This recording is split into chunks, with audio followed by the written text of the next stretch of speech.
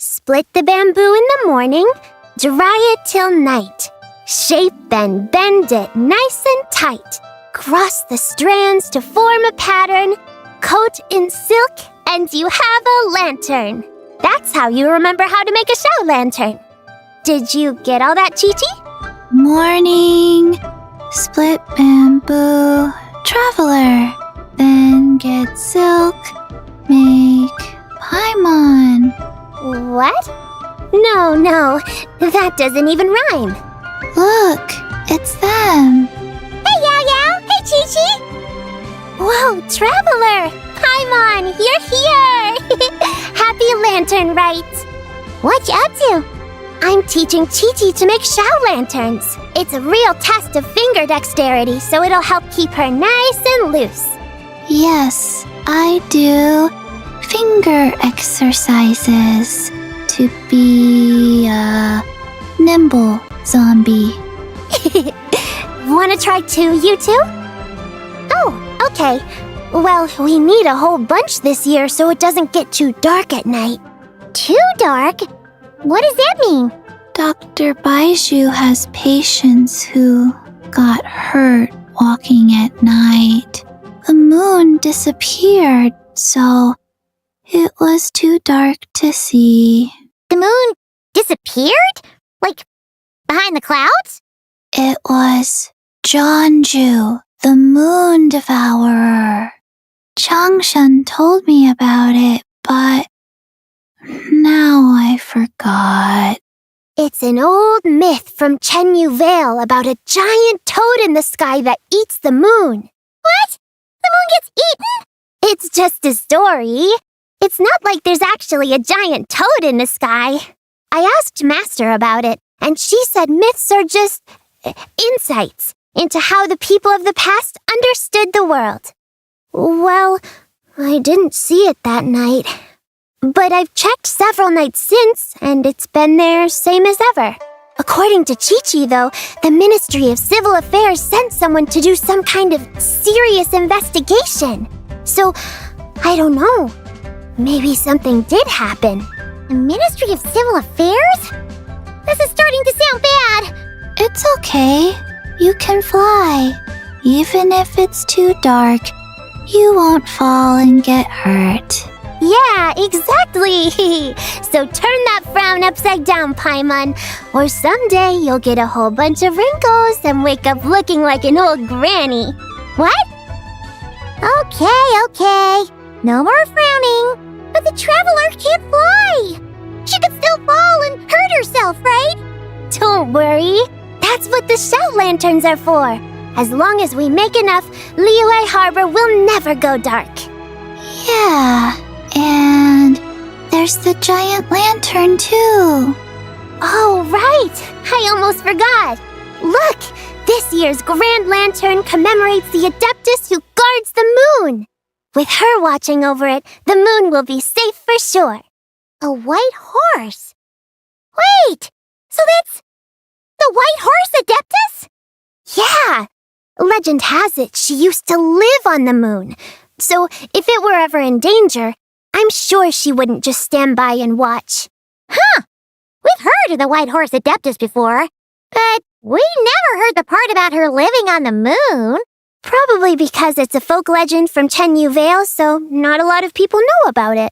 But recently, some ancient artifacts were unearthed in Liyue, and the archaeological team even found evidence of ancient people worshipping an Adeptus who lived in a palace on the moon. It's kind of like how we write wishes on Shao lanterns and release them during Lantern Rite. The White Horse Adeptus would descend from the moon in her jade carriage and grant people's wishes. Ooh! When did that happen? She sounds different from the other Adepti in Liyue. It must have been a super long time ago, 'cause even Master barely knows anything about this Adeptus. Nope. Kinda unbelievable, right? Yanfei said the White Horse Adeptus might even be a made-up legend, just like Jeonju the Moon Devourer. Yeah, a made-up horse and a made-up toad. You're mistaken, children. The White Horse Adeptus really does exist. Oh, Mr. Liu from the Baiju Guest House. But how do you know that for sure? Have you ever wondered how the guest house got its name, Yao Yao? Baiju White Colt. So it's named after the White Horse Adeptus? That's right. And that's because one of my ancestors was once blessed by the White Horse Adeptus. Wait, really? Tell us more! Tell us more! It was a long, long time ago, when this ancestor of mine was still a young girl. She was out gathering herbs and accidentally fell off a cliff, but the White Horse Adeptus rescued her. Oh, that's it? Paimon was expecting something a bit more special. We've heard a whole bunch of stories like that before. Patience, young one. Let me finish. After the White Horse Adeptus saved my ancestor, she told her a story about the moon and the ancient kingdom of Langan. My ancestor was so captivated that she completely lost track of time. So much so, in fact, that when she returned to her village, she found nothing but a desolate ruin in its place. It was as if, without her knowledge, countless years had passed in the mortal world. Huh? The most extraordinary part of all is that it turned out to be a dream. When she woke up, she found herself at the bottom of the cliff, right where she had fallen. Other than her medicine basket, now filled to the brim with rare herbs, it was as if nothing had happened.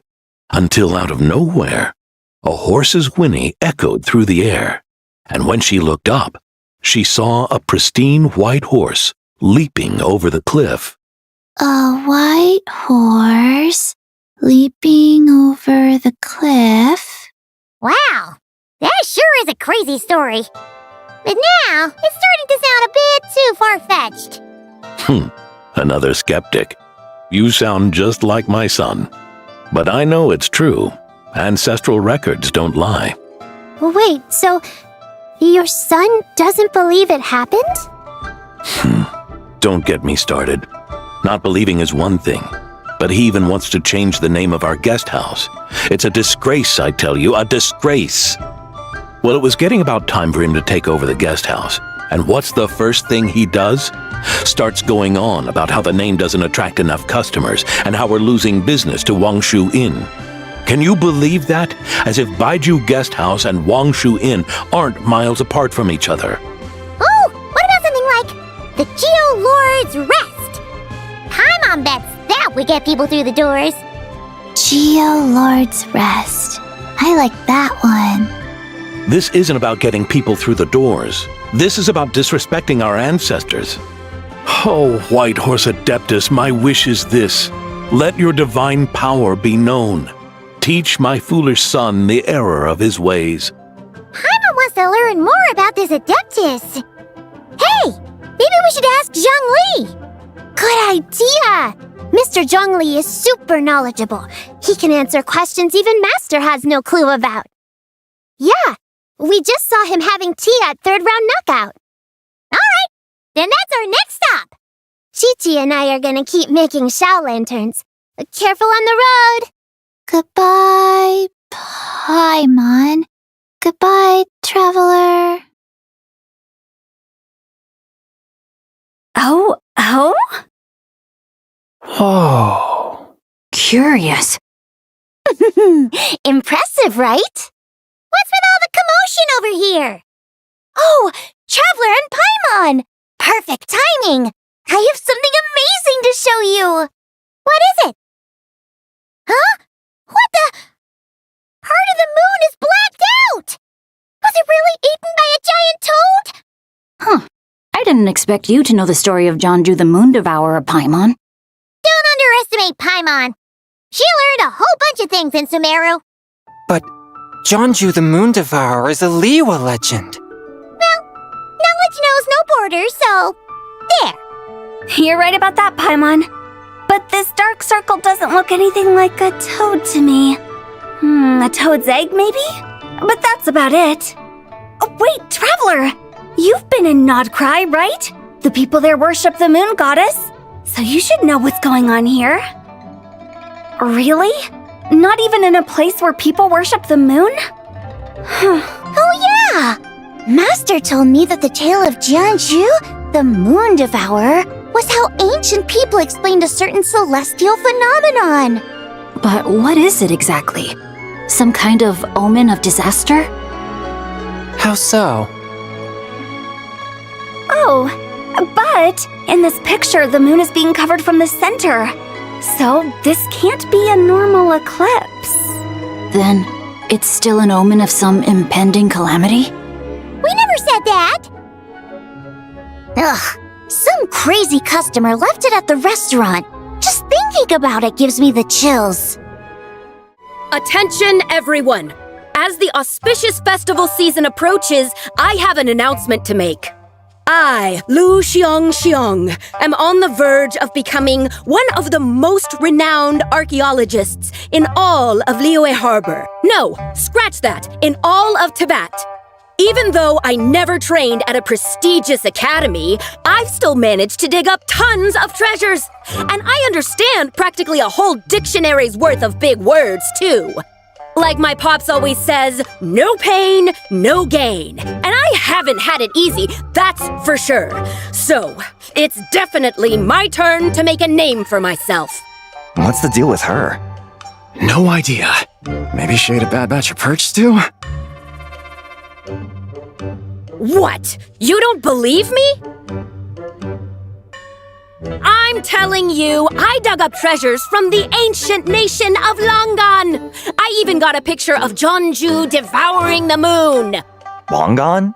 Jeonju? What is she even talking about? Sounds like she's a few perches short of a stew, if you know what I mean. So what if blackback perch stew is my favorite? Stop talking about me like I'm not here. Whoa, what are you doing? You're just a stupid, ignorant man, and I'm gonna kill you. Young lady, you need to calm down. What? So you're looking down on me now too? How about I take you both out then? How does that sound? This is a place for dining. If you wish to take me out, you'll have to do it elsewhere. Don't act like you're better than me. Do you know who I am? I'm about to be the most famous archaeologist in all of Liyue. No, Tibet!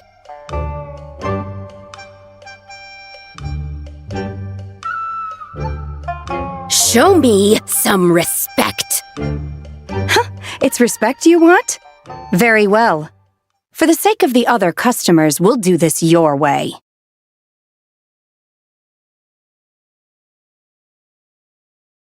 What? So Shen has started the fight?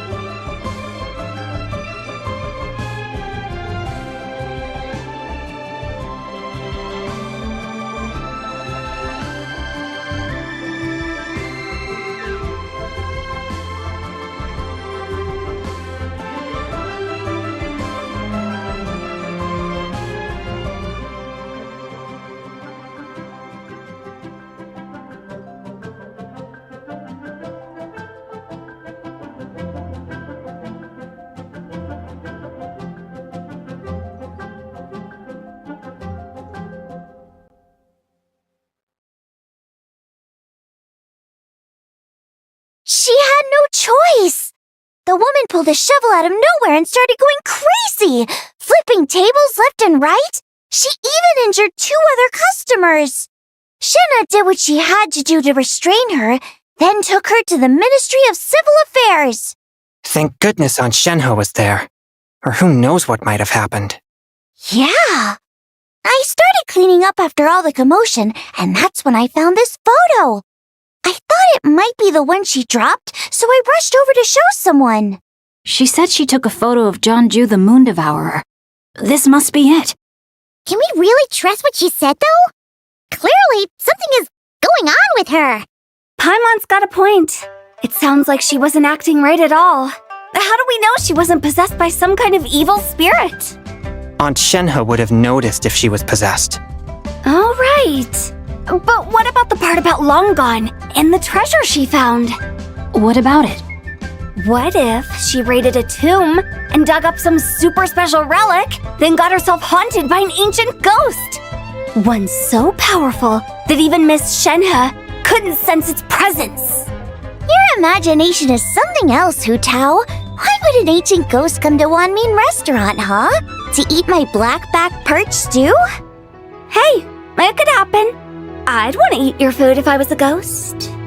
Wait a second. She mentioned the ancient nation of Longon, right? Paimon's heard that somewhere before. You know what? My brother mentioned that some ancient artifacts were unearthed in Liyue recently. Mostly colored glass, fine jade, and bronze relics. Some of the text inscribed on them has already been deciphered. There were some poetic verses, but the word Long Gone popped up as well. So, does that mean this Longon place is real? Still, Paimon knows we've heard the name somewhere before. Do you remember, Traveler? Right! His ancestor heard about it from the White Horse Adeptus. The White Horse Adeptus? Oh, so you must have been to see the giant lantern already. Yep. And it turns out that the White Horse Adeptus is super mysterious, too. Even Madame Ping hasn't met her. Wait, I thought she was the gold-eyed Celadon mare of the 8 Adepts. That's just the interpretation you believe in, Hu Tao. There are other theories out there, too. The elders of Qingse village believe that during the Archon War, a white horse leapt from a clear spring, transforming into an Adeptus who aided Rex Lapis in battle. In Chenyu Vale, some of the tribes take her to be the daughter of time and trace her deeds to an even earlier era. Yet in other ancient texts, including the relics I just mentioned, she appears as an emissary who listens to mortal wishes, bestowing the blessings of the heavens and moon upon the mortal realm, which is why we write our wishes on Shao lanterns. That's so complicated. So what's the verdict? Which version is the truth? I'm afraid there's no definitive answer to that. You two have been all over Teyvat. Do you have an idea? Nope, sorry. We were actually on our way to ask Zhongli. He knows even more about this kind of stuff than us. Ah, looking for a consultant, huh? He's having tea with Miss Linlong. Shigu Antiques is hosting an exhibition tonight. An exhibition? For what? All those antiques Sing-Cho just mentioned. So if you head to the big ship docked in the harbor tonight, I'm sure you'll find him. So, where to next? How about we go to the Ministry of Civil Affairs to ask about the White Horse Adeptus? We might be able to find out more about the recent moon situation, too. If you're heading to the Ministry of Civil Affairs, could you give them this picture for me? Since it belongs to that customer, she deserves to get it back at least. It might even help the ministry with their investigation. Ha! All right! We're off! Oh, wait! I almost forgot! Happy Lanternlit! Come have a meal with us when you're free. We'll be there, or we'll be... square.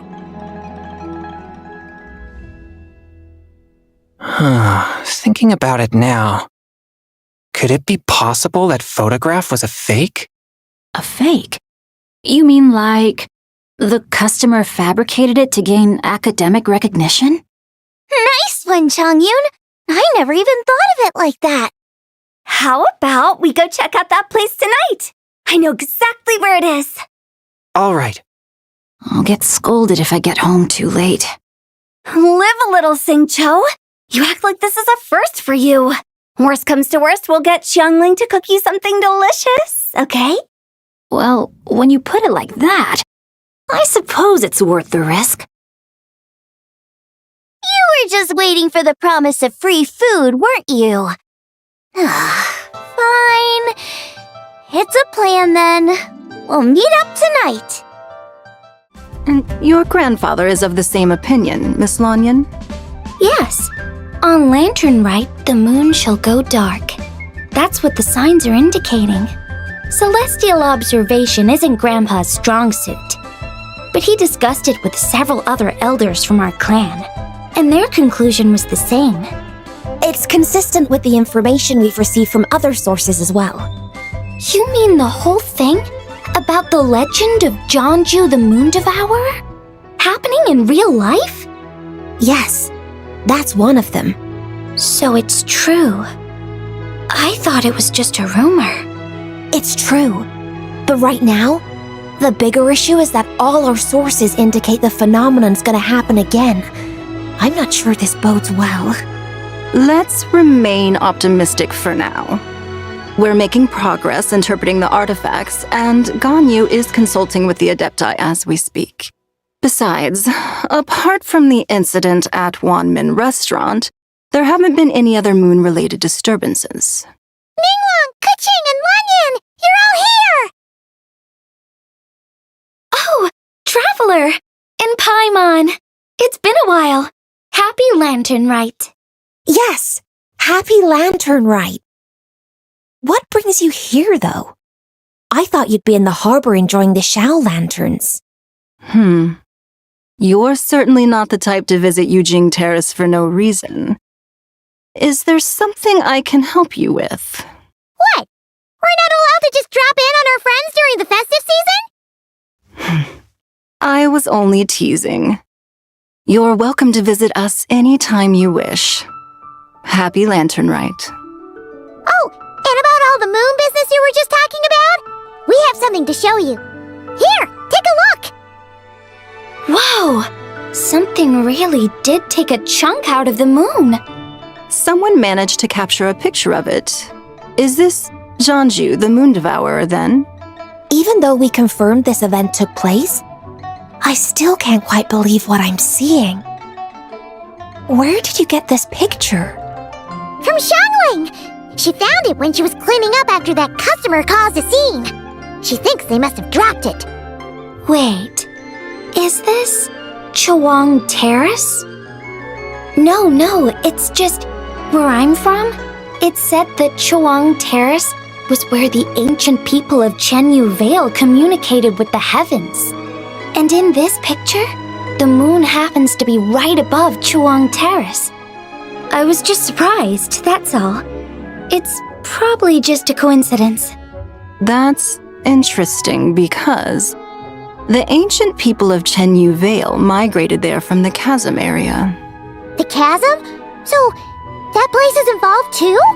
According to our investigation, that customer you just mentioned, Lu Xiangxiang, her father and grandfather are merchants in Liyue Harbor, and her mother and grandmother grow tea in Chaoying Village.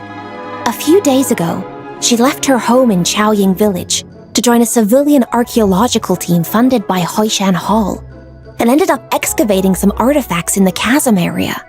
These artifacts were then entrusted to Shigu Antiques and are set to be featured in an upcoming exhibition. Then, of course, the incident at Wanmin Restaurant occurred. We suspect something happened during the excavation that left her with quite the shock. And now, it seems like she also went to Chawang Terrace and took that picture of the moon disappearing. The chasm? Chawang Terrace? Things are getting pretty complicated. She's not in a good mental state, so we took her to Boo Boo Pharmacy to get some help. Why don't you come with me to check up on her? At this point, you seem invested in this case too. Then let's head there now. Ah, Lady Yuheng. Oh, and the Traveler and Paimon are here as well. What a pleasant surprise. Happy Lanternlit. I hope we're not interrupting, Dr. Baizhu. Not at all. I assume you're here to see the patient? Unless it's urgent, however, it would be best not to disturb her rest. It's quite unstable. She's even more agitated than when she first arrived. And she refused to cooperate when we tried to check her over. I had no choice but to prescribe a calming draught, and to have her rest for 2 days. So she's getting worse? That isn't the news I was hoping for. It's just a precaution. Based on an earlier conversation with her, it seemed more like a fixation than anything else. She hasn't lost her mind. That's right. When we asked about it, she kept insisting she was going to be famous far and wide. Well, it might not be far and wide, but she certainly made a name for herself around Yujing Terrace. Even some of the Qixing know who she is. Not often, that's for certain. From my initial assessment, the patient appears to have experienced some sort of shock, and whatever it was seems to still be haunting her. But what could have caused such a thing? The relics from the chasm? Or the moon above Chuang Terrace that night? Come back in 2 days, and you might just have your answer.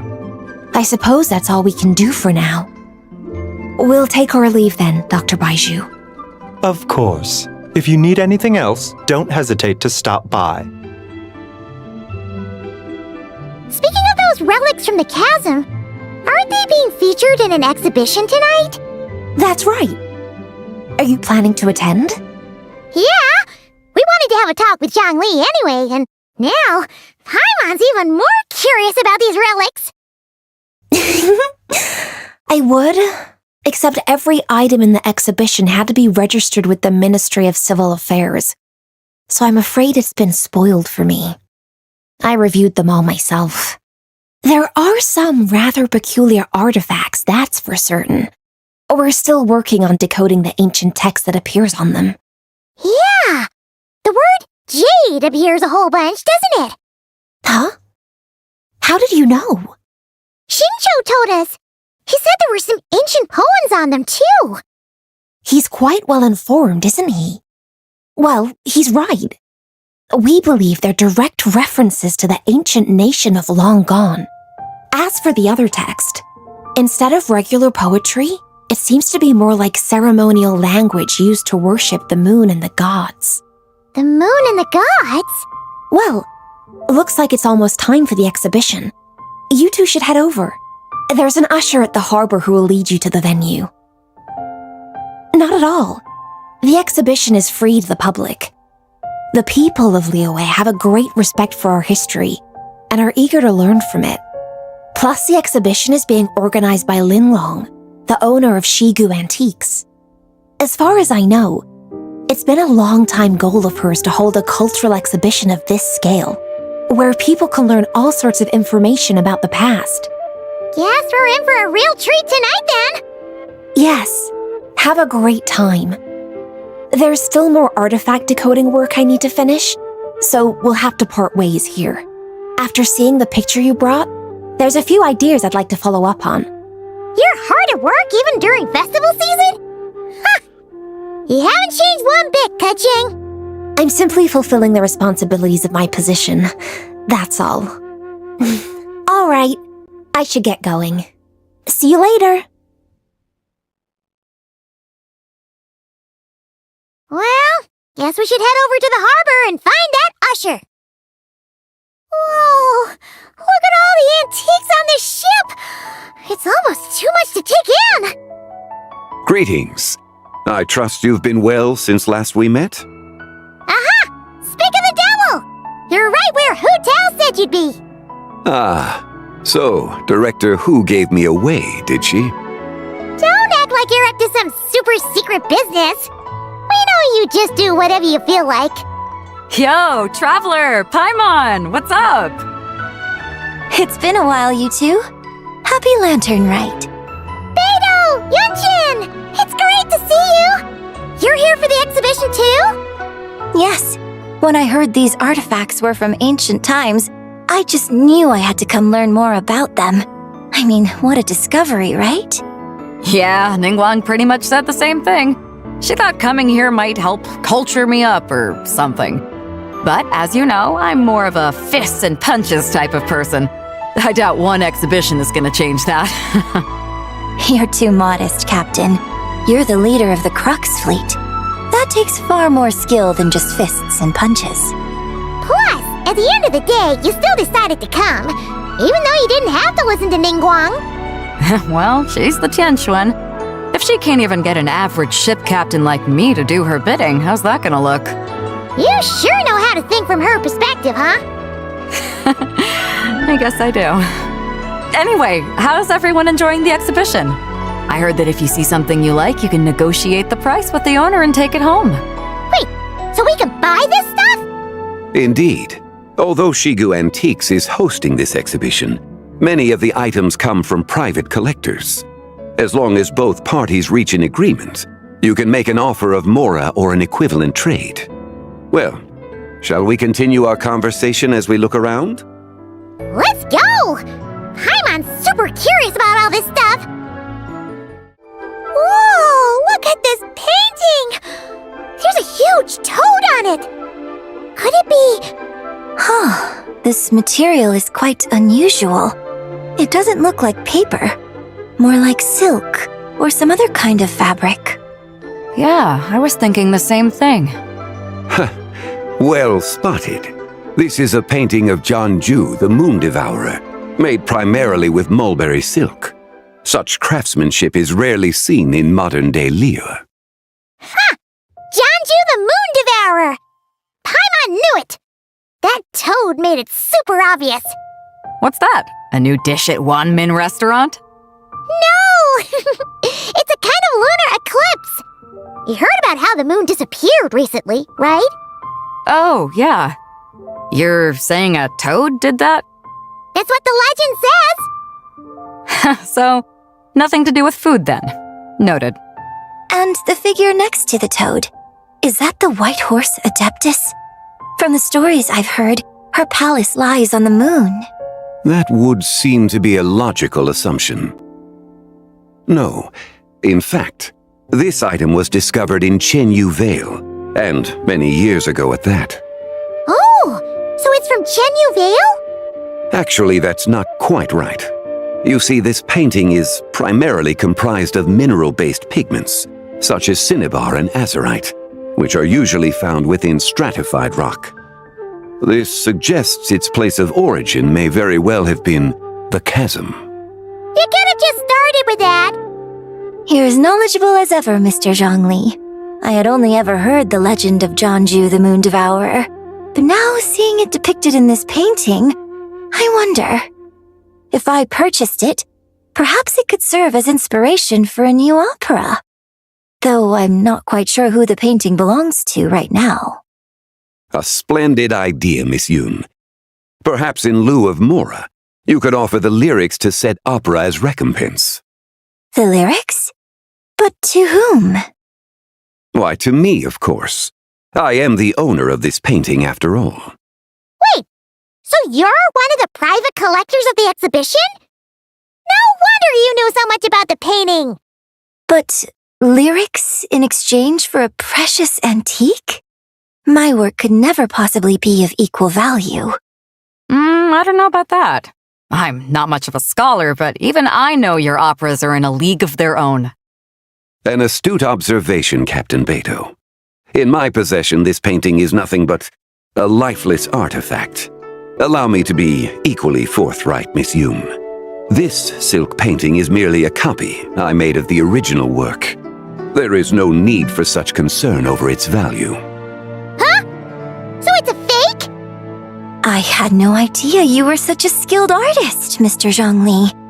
I pride myself on having some knowledge of antiques, but I didn't notice anything that would point to it being a replica. You never cease to amaze me, Mr. Zhongli. You flatter me. All that said, Miss Yoon, you must accept. Truly, I insist. He's gone from handing out fake mora to fake paintings now, huh? Your kindness is impossible to refuse, Mr. Zhongli. Rest assured, I'll be sure to return the favor. I shall look forward to it. Man, that was quite the find. I should buy something too, if only so I can show it off to Ningguang. Let's keep going and see what we can find.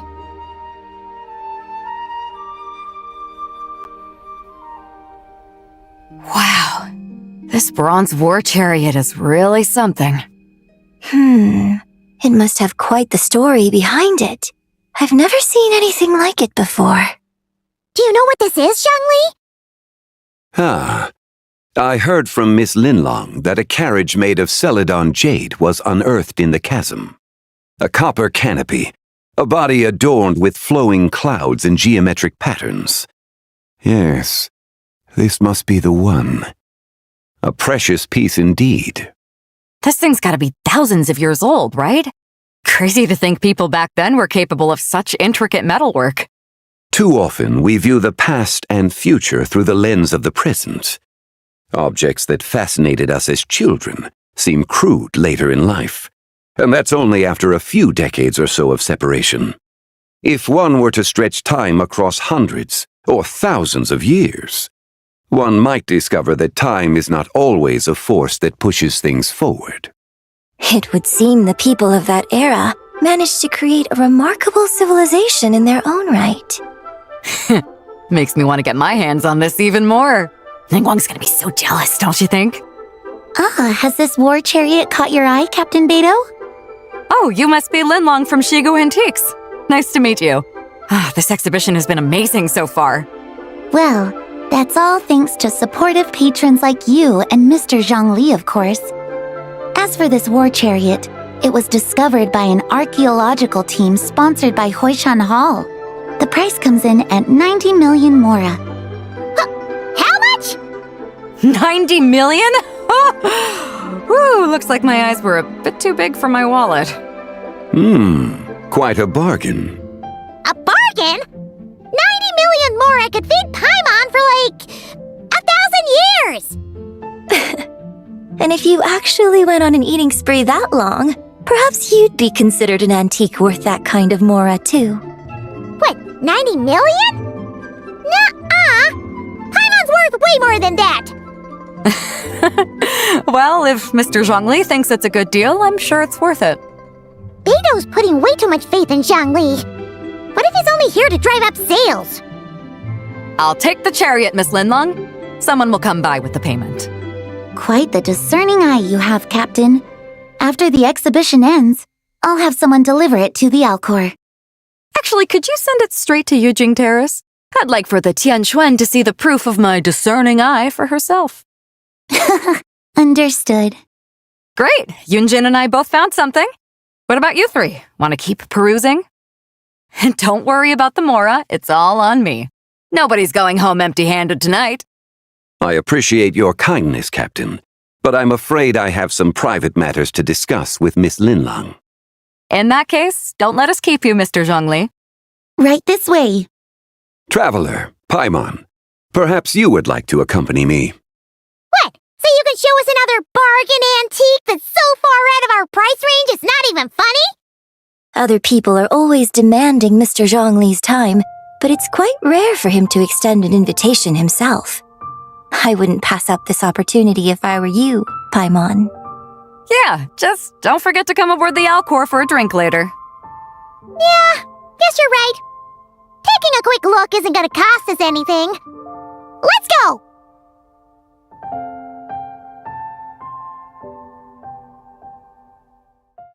These are all the jade pieces that were found, Mr. Zhongli. Wow! So many styles!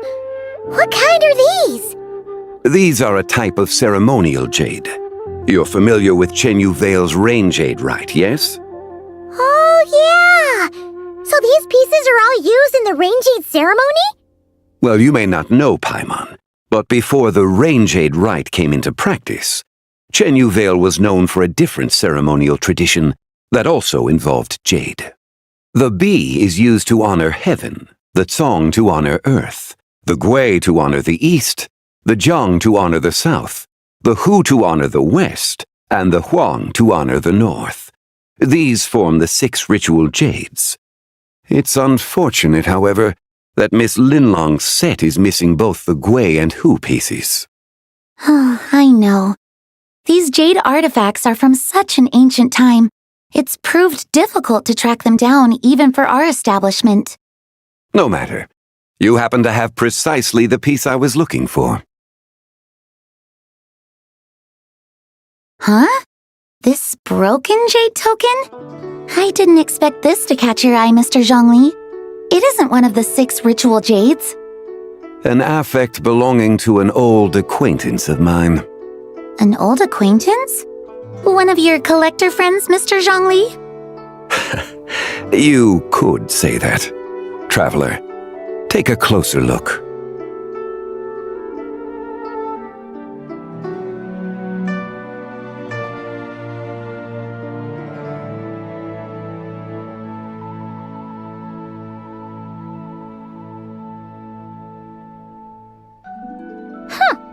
It doesn't look all that special to Paimon. Just seems like a broken artifact. Indeed. It's been thousands of years since the moon has appeared in such a form.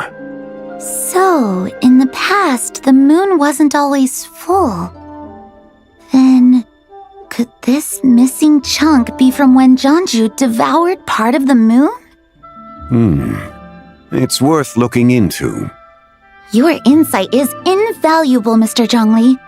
I had no idea how special this piece was. Since it has caught your interest, allow Shigu Antiques to cover the cost. Oh, that is far too generous, Miss Linlang. Not at all. I've always wanted to give people a chance to appreciate these snapshots of history. So holding an exhibition like this has been a lifetime wish of mine. And it never would have been possible without your help, Mr. Zhongli. I merely put in a good word with a few acquaintances of mine. And it had a profound impact. Without your recommendation, I doubt half of these collectors would have come to the exhibition. So, on both a personal and professional level, I owe you my thanks, Mr. Zhongli. Wow! Zhongli actually did something useful for once. 11, 13, 17, 19, 23, 29.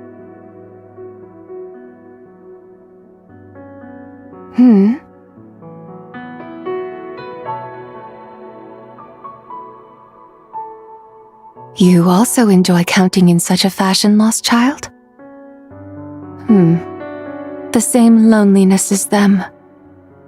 It seems to exist in your heart as well.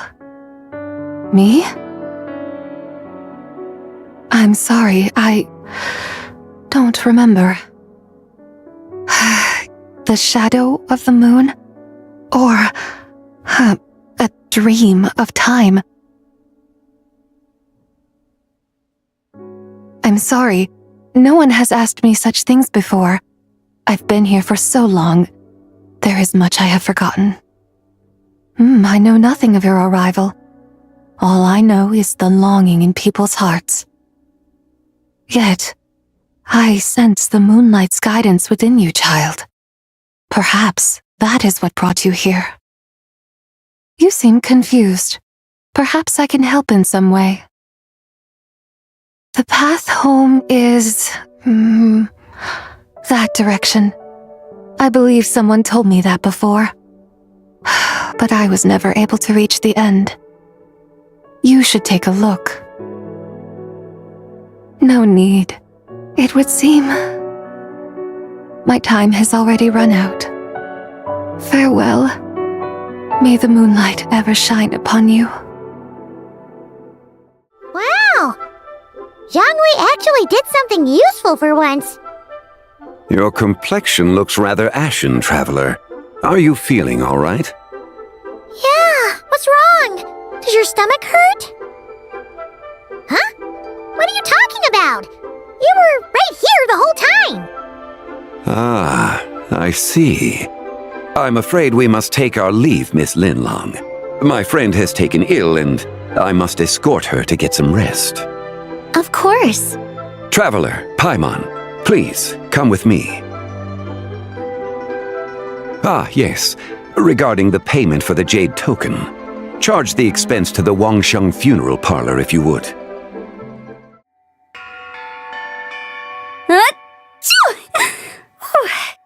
Guess someone's thinking of me. But this late at night? Must be that consultant of yours. I bet he's out there spending all year more at the exhibition. Yeah, he'd be the perfect employee if he just knew how to rein in the spending. But never mind him. Let's focus on the moon. We gotta see if it gets eaten tonight. I don't think it's going to happen. We've been out here all night and the moon's the same as ever. It is quite late, and Chongyun's getting tired. How about we head back? We can come back another time. Head back? Already? Actually, I do have a new dish I'm testing out tomorrow. And as part of my New Year's resolution, I'm trying not to oversleep. All right. Guess it just wasn't meant to be. Let's go.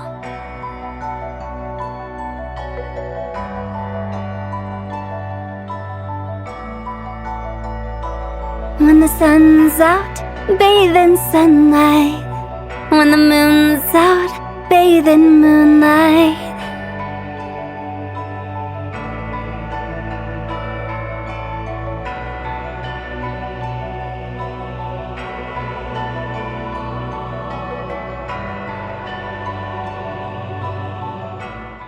Wait, aren't we going to rest? Why did you bring us here? Because I imagine the traveler would like to know what just happened to her. Oh, right. Ugh, Paimon's confused, though. She could have sworn you were there the whole time. Oh, how is that possible? It sounds like her spirit formed an inexplicable connection with the being in that space. Ah, you suspected from the beginning, didn't you? Indeed, the being you met is the fabled White Horse Adeptus, and the original owner of this jade token. Her name is Zibai.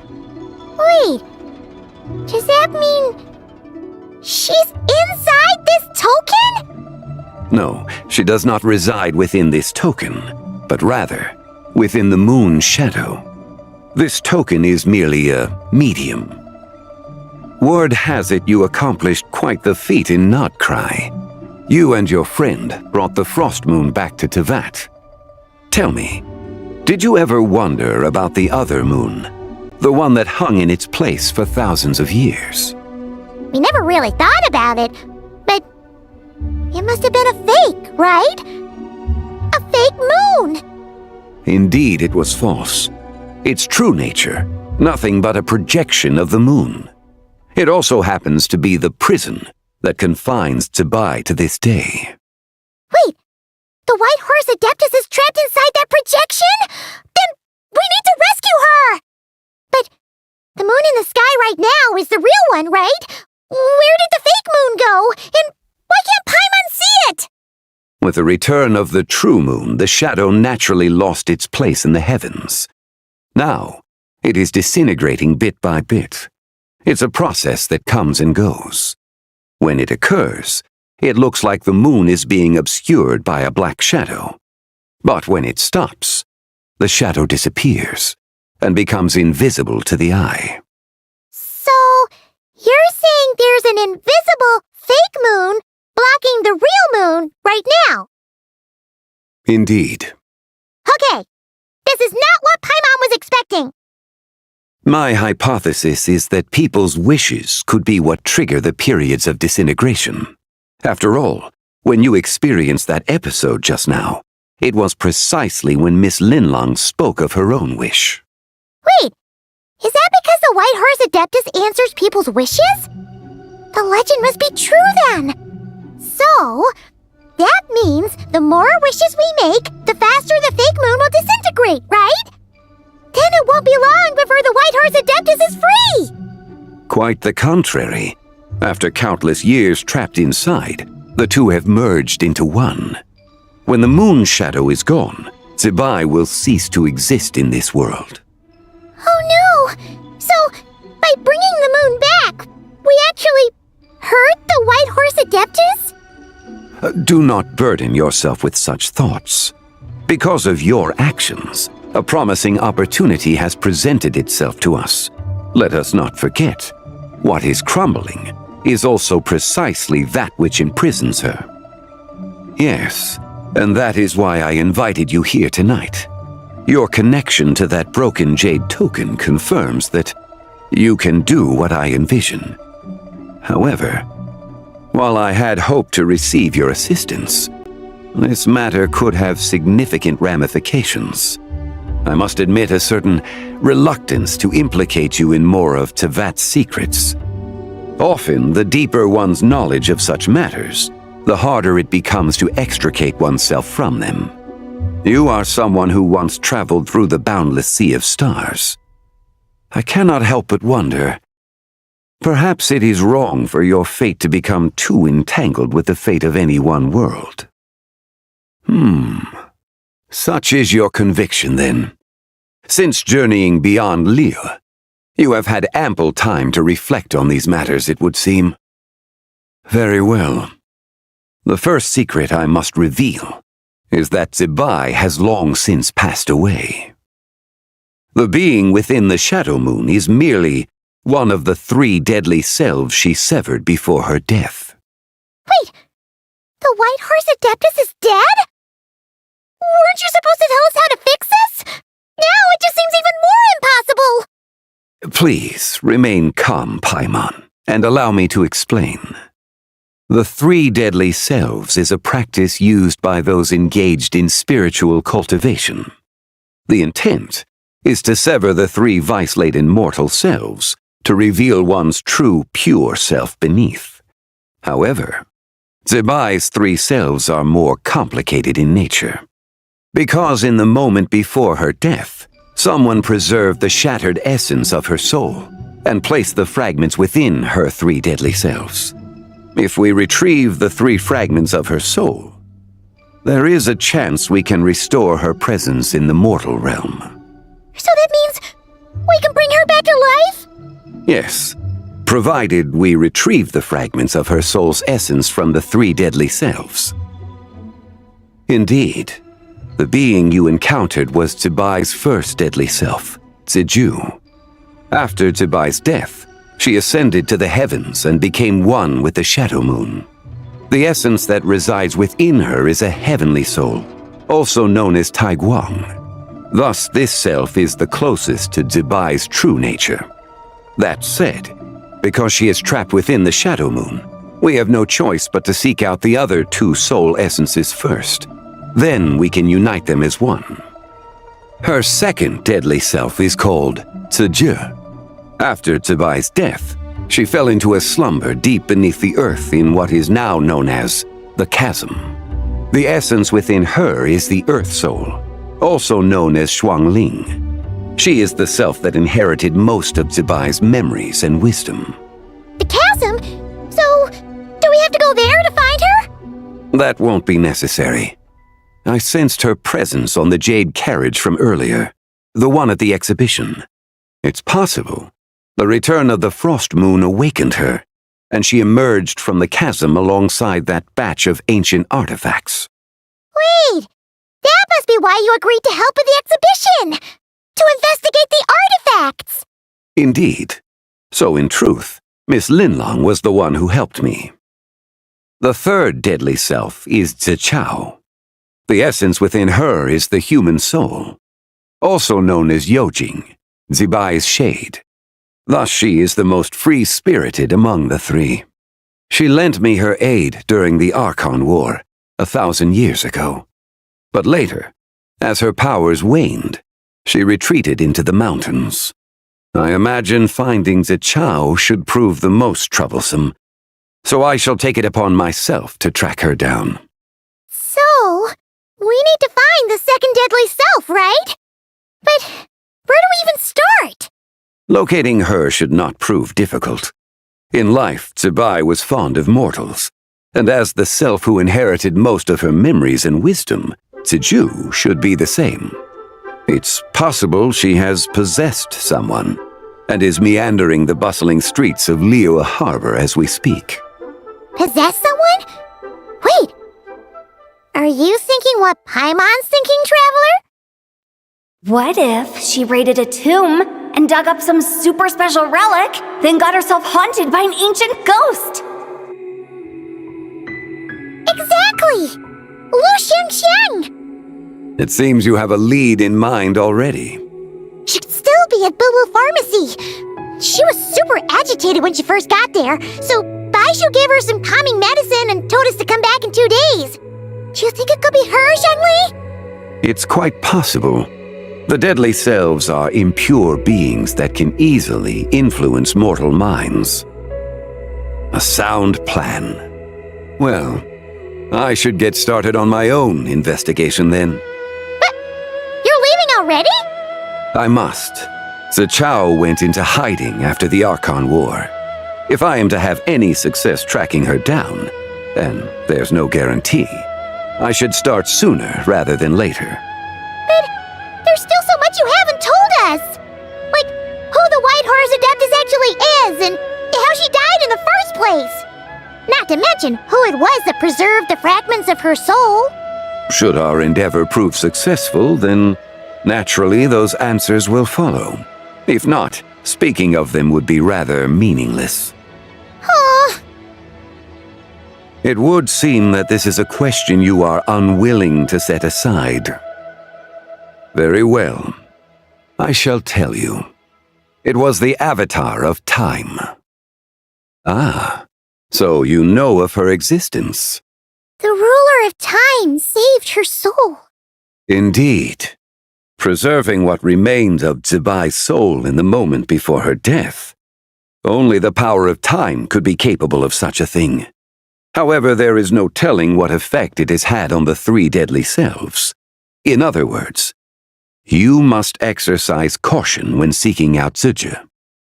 On the night of Lanternlit, countless Shao lanterns, and the wishes written upon them, will be released into the sky.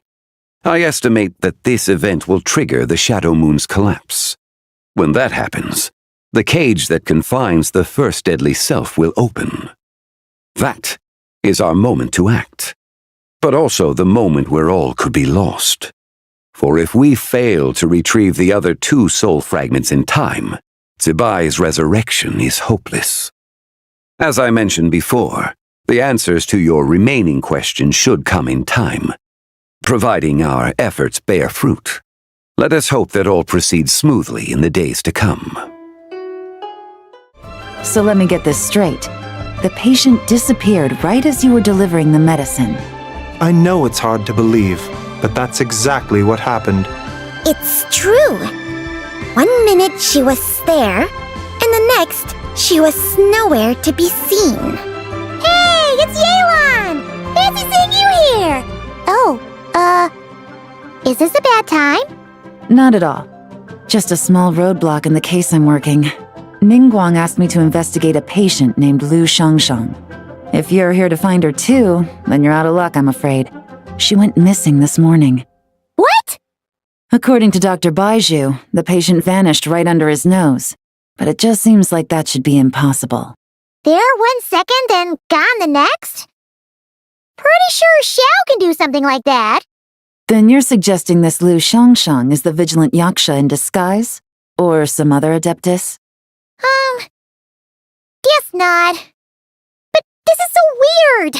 How can a living person just vanish into thin air? Unless Linny decided to take his act to Liyue? Who is this Linny you speak of? Oh, never mind. Paimon's just grasping at straws. Let's set aside the how for now and focus more on the where. You mentioned this patient has a strong obsession with achieving fame and recognition? Yes.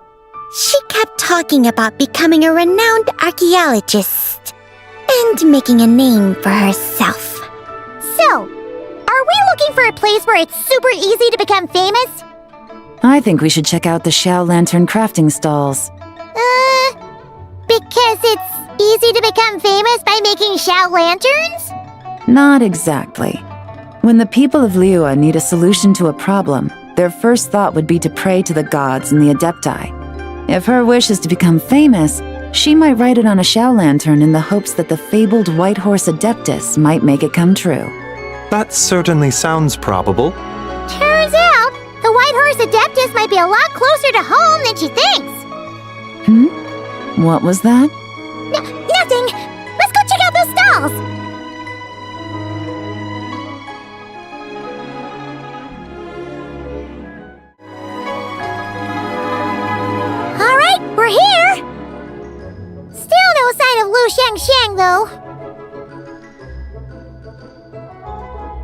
As long as you're patient enough, Paimon, you'll find that hunting down people is no different from hunting boars.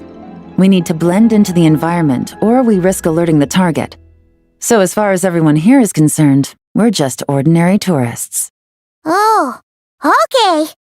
If we need to blend in, then let's make some shell lanterns and write our wishes down, like everyone else. What's your New Year's wish, Yelan? I haven't given it much thought. Oh, and it can't be work-related. You gotta take a break once in a while, right? You're always sticking out this suspect, tailing that criminal, hunting down this gang or that. Which is super amazing and all, but it's gotta be exhausting. Really getting into this, huh? You said to blend in, right? Come on! It's all part of the act! So you gotta think of something! Then, I suppose, it'd be to go traveling, the next time I get the chance. Traveling? That's our bread and butter! Wanna join us? Thanks for the offer, but my desk is piled high with reports on your exploits, and that's not quite the kind of traveling I had in mind. I was thinking more the lie down and do absolutely nothing kind of travel. Ah, something a bit more easy and breezy, right? Hey, wait! We know just the place!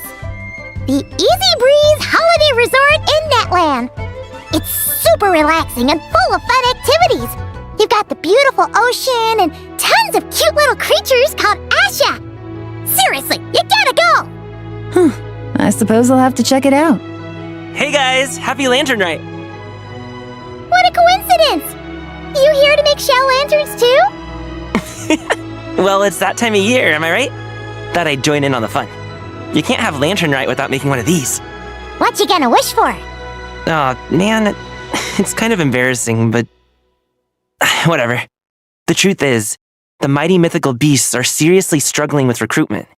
So I'm hoping to find a few apprentices and teach them the art of wushu dancing. Awesome! Shurfugami, here we come! Whoa there, Paimon! One step at a time. I actually need to find people first. Yeah, but Paimon bets people will jump at the chance to learn from you! Well, I wouldn't be so sure. Wushu dancing is super physical and takes a lot of hard work to master, so it's not easy to find people.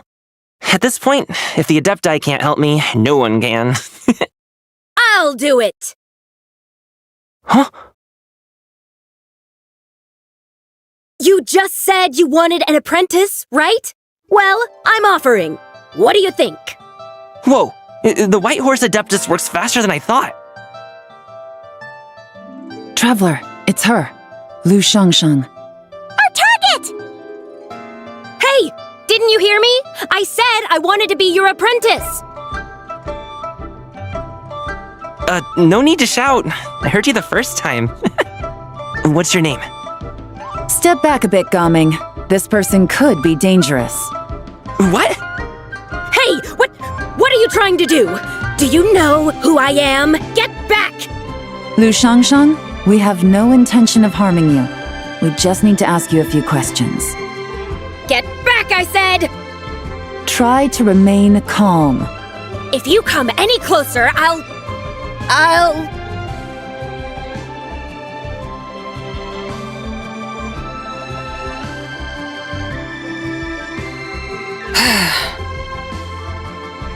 Little wisp of a being.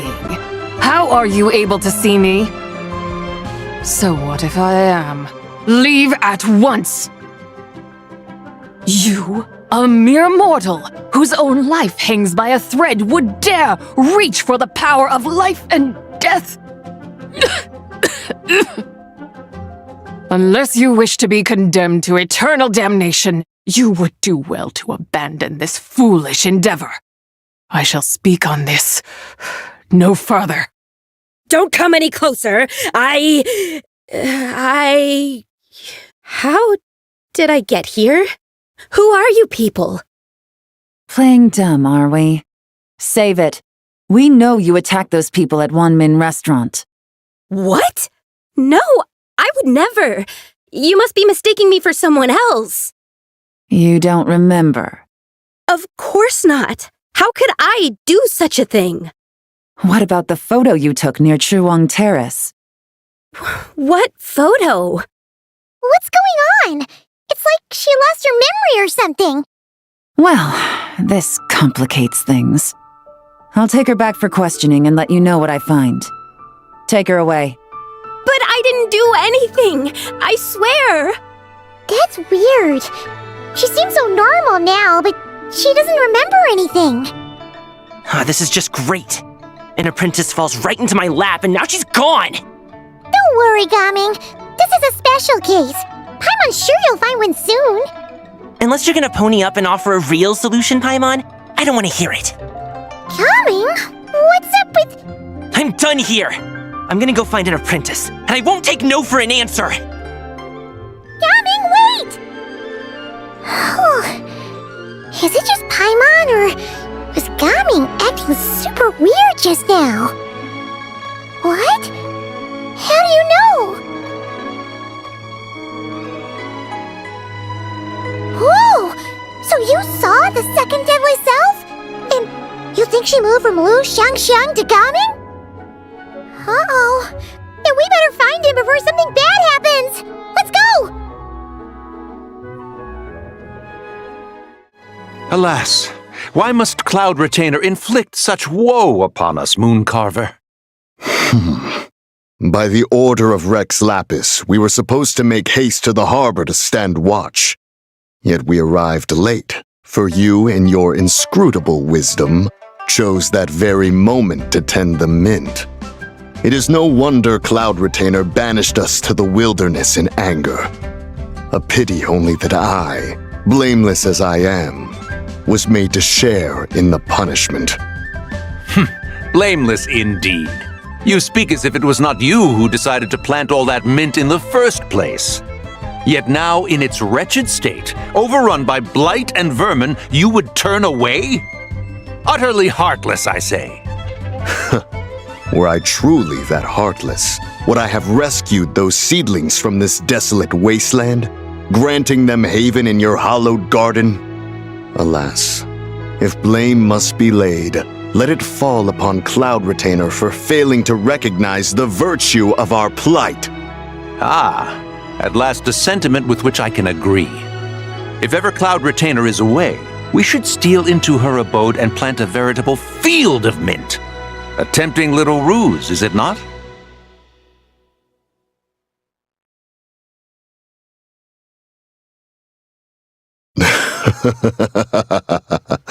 Positively ingenious. Please stop chasing us! Just let us go! Get back here! If you keep running, I'll kill you! Please, we don't know anything about wushu dancing. Just leave us alone! What? You think I'm not good enough to teach you? Just agree to be my apprentices, and then we can talk. That child looks somewhat familiar. Ah, it appears to be the wushu dancer from Liyue Harbor. I have seen him perform on occasion. Come, let us take a closer look. Has trouble befallen you, young one? Perhaps we can offer aid. Oh, thank the gods! Please, sir, you have to help us. This guy's trying to force us to become his wushu dancing apprentices, and he won't take no for an answer! Oh, so it is you who require aid, not the other way around. Get out of the way, old man! This is between us. Preposterous! You dare to presume we are of a mature age? Listen here, brazen youth. Skilled you may be in the art of dance, yet your offstage demeanor leaves much to be desired. Hold on, Mountain Shaper. Something is amiss. Look closer. Huh. Indeed, he bears the mark of something unclean. It spells trouble. You there, depart at once. Hey! You drove off my recruits, old man! You'll just have to take their place, even if you're a bit on the decrepit side. Ha ha ha ha! Many years it has been since a being has dared speak to us in such a manner. Now let us see what evildoer has sought to use you as its puppet, young one. You two, you're Adepti! Does that strike fear in your soul? Whoa! 2 Adepti recruits just fall right into my lap? That white horse sure knows how to grant a wish. Coming! Slow down! Wait for us! Jeez, take a hint, will you? I told you to stop following me! Traveler, Paimon, keep your distance from this youth. Evil has taken a hold of him. We know! It's one of the White Horse Adeptus' deadly selves! She's possessing Gaming! The White Horse Adeptus' deadly selves? Could it be that Rex Lapis called us to Liyue Harbor for this very reason? Hey! What are you two whispering about over there? Who's gonna be first apprentice and who's gonna be second? It doesn't matter! I'm not the kind of Sufu who plays favorites. Insolent spirit! Be gone from this child at once!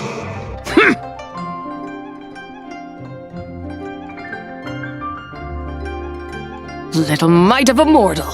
Getting in my way again, I see. That is no concern of yours. No, only by doing it myself will I find peace. Otherwise, rage will consume me. If I lose control, all will turn to dust. The curse of time. The memories this body holds. Come no closer! This is your final warning!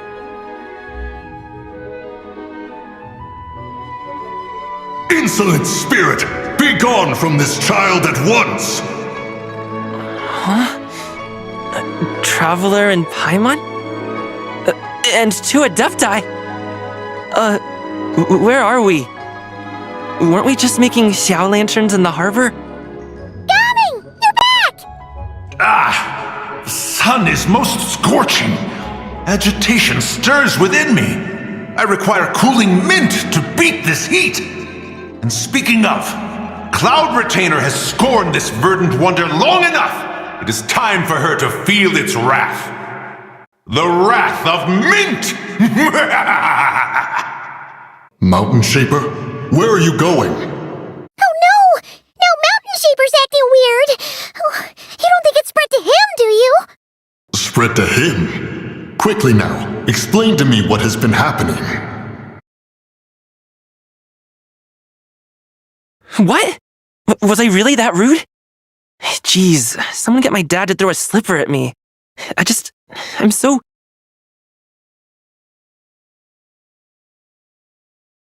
Whoa! You okay, Gaming? He is fine. It is simply exhaustion. But to think Mountain Shaper would succumb to something like this, it is most unexpected. So, what do? We can't just leave Gaming like this, but we can't ignore Mountain Shaper either, right? My cultivation level rivals that of Mountain Shaper. Were I to give chase, Zizha would but flee from his form and take refuge in mine. Seek out Streetward Rambler. Cloud Retainer and the Conqueror of Demons should be with her. I shall take this child back to the harbor and join you post-haste. Whoa! What are all the Adepti doing together? Rex Lapis charged us with keeping watch over Liyue Harbor should danger rear its head. I dare say this is the very crisis he anticipated. Come, we must devise a strategy before confronting Zizha. The White Horse Adeptus? You mean the mysterious white mare that aided Rex Lapis during the Archon War? Even if it's not her, there must be some connection. She always avoided us back then, and I never knew why. Rex Lapis's recent trip seems to be related to this person as well. Xianyun! Madam Ping! Xiao! Great! You're all here! Ah, Traveler. It has been quite some time. Oh, happy Lanternlit, Paimon. You're as lively as I remember. I trust things have been well. Sorry, Madam Ping. No time to catch up. Something terrible has happened. What is it? Has Mountain Shaper gotten himself into trouble? Mooncarver is here with you, but he is not.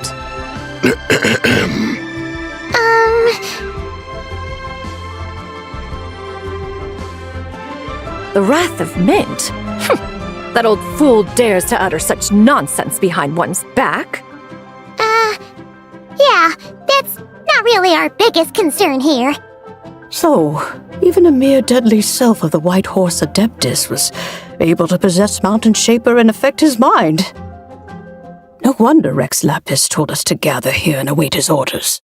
Mountain Shaper's cultivation is inadequate. He was caught unprepared. Were it one of us, Zizhi would hardly have found a vessel quite so ready for the taking. Hey, that's not what you said earlier. Where is Mountain Shaper now? A question that hardly bears pondering. Obviously, he intends to plant mint in the vicinity of one's abode. Ah, then he poses no great threat. We might as well let him be. Once he fulfills his wish, it's possible that Zizhi will relinquish him of her own volition. Your ulterior motive is most obvious, Mountain Shaper. You two hope for Mount Outsong to be covered in mint. One can see it clear as day. Not to mention, deadly selves are born of malevolent human desires, and naturally pose a great risk to the form and mind of all living beings. We cannot let this go unchecked. Let me handle it. I have relevant experience and know how to deal with such situations. One has no doubt of that. Yet your involvement would likely end in armed confrontation. In one's own estimation, the time for such measures has not yet come. Before his departure, Rex Lapis knew that Zizhi was active in Liyue Harbor, yet told us only to wait. It would seem, then, that Rex Lapis did not believe extreme measures were warranted here. Yes, this is quite a peculiar case. After all, Zizhi's possession does not seem to come with ill intent. It's more like she's guiding those she possesses to fulfill their own wishes. There is another matter of import, however. I sense tremendous resentment emanating from her. What could be its source to render her so unable to find peace? She was talking about the White Horse Adeptus memories, right? From what the Traveler said, it seemed like she was about to explode with rage. But why? With Rex Lapis away, if we wish to understand that which occurred in the past, we shall have to ask her directly. She also mentioned the Curse of Time. What could that be about? Perhaps erosion. Indeed. We are of the same mind. I heard that ancient clans in the mountains once regarded the White Horse Adeptus as the daughter of time. It seems there was some truth to that, after all. The daughter of time. Cursed by time? Time does not treat everyone equally. The longer you dwell in this world, the more it takes from you. Then what do we do? One has devised a solution. Based on what you have told us, it seems that Zizhi is in the habit of leaping to a different host when provoked. One's plan is for us to block all escape routes while you confront Mountain Shaper, forcing Zizhi to reveal herself. Then, if prior experience stands, she will have no choice but to possess you. However, not only are you able to sense it, you are also unaffected by the peculiar state of stasis. In other words, in that moment, you would have the chance to either subdue or persuade her. That is akin to walking straight into the lion's den.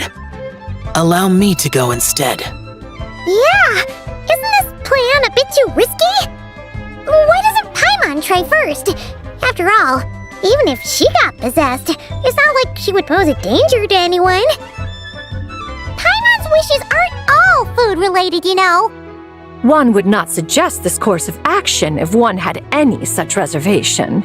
Time and again, the Traveler has proved immune to Zizhi's influence. Consider for a moment why that might be. Oh yeah! That's what the first deadly self told you, right? Perhaps your time in Nodcry left you with the blessing of the newborn moon goddess, Traveler. And this White Horse Adeptus clearly has a profound connection to the moon. Indeed. Indeed. I see. Have you other concerns, Conqueror of Demons? I was just trying to fathom why Rex Lapis left without explaining the situation in detail. But now I think I understand. Rex Lapis entrusted this matter to the Traveler, which means in his estimation, the Traveler must be the key to its resolution. So I have no other concern. I trust Rex Lapis, and I trust you. Then we are all in agreement on proceeding with this plan? Very well. We should depart at once, lest we lose our chance. Let us see whether that old fool truly dares to face one's abode with mint. 1 mint, 2 mint, let us plant a whole slew of mint. Once I reach 10,000, Cloud Retainer's abode shall be Mount Outsong no more, but rather Mount Mint Song. Oh, to behold the look on her face when she is confronted with such verdant splendor! Mountain Shaper, you dare disturb the tranquility of one's abode! Do not take personal offense, Cloud Retainer. He is not in control of his faculties. Exactly. Let it go this once. Zidja is the one driving him to do this. Huh? But Zidja just helps people fulfill their own wishes and desires. Not now, Paimon. Oops. Sorry, Mountain Shaper. Paimon might have just thrown you under the bus. When he wakes up, we shall have words. Everyone, to your positions.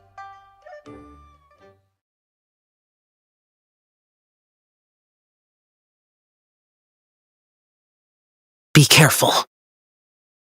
A pest? I must catch it! Again! Oh, young one, it is you! Don't tell me. Cloud Retainer sent you? Ha! Such brazen insolence! Such presumption! Such boundless avarice! That wretched adept's impudence knows no end. If she dares lay a finger on my garden, I shall smash her cuisine machine to pieces! You think I am one to fold so easily?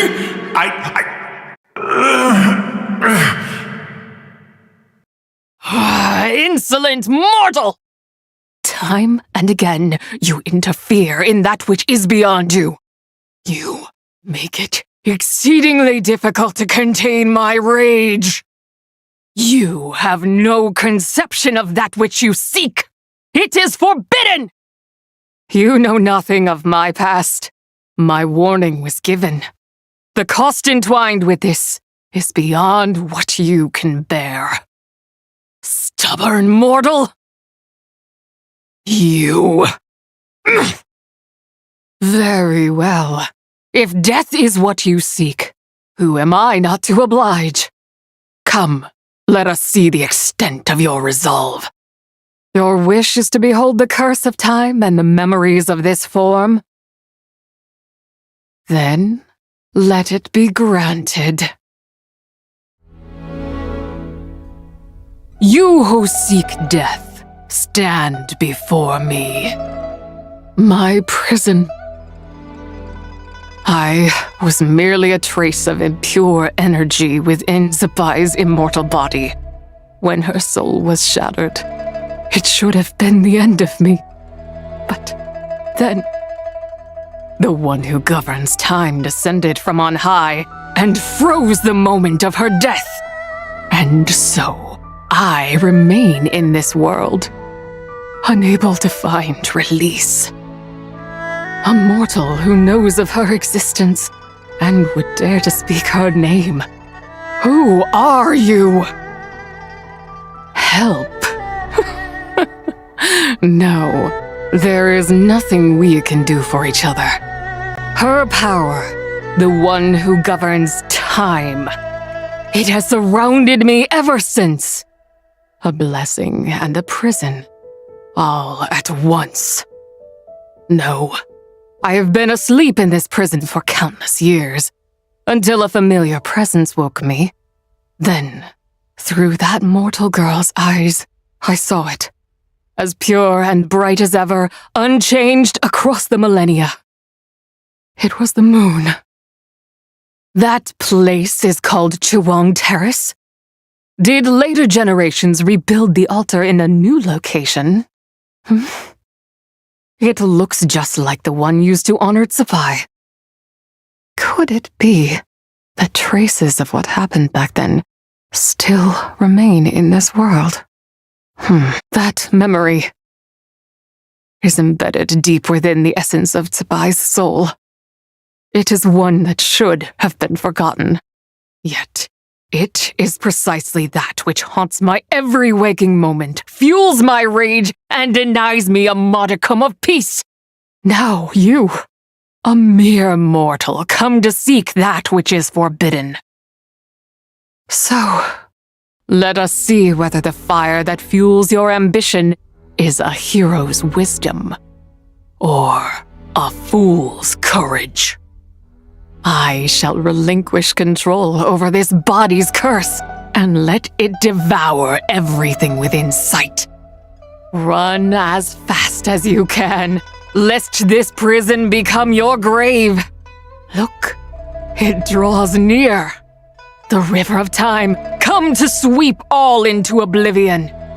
A torrent of tears for the dead and departed. I shall wait for you at the end, mortal. Evade being swept up in its waters, and I will show you everything. Fail, and we shall sink into oblivion together.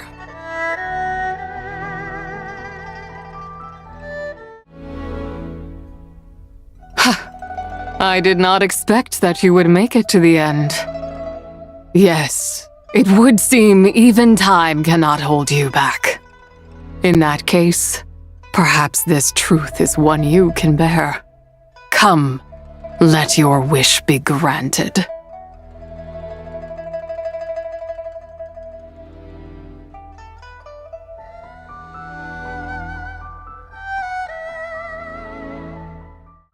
Under moon eternal, in radiant night, a maiden grants silk, soft and light.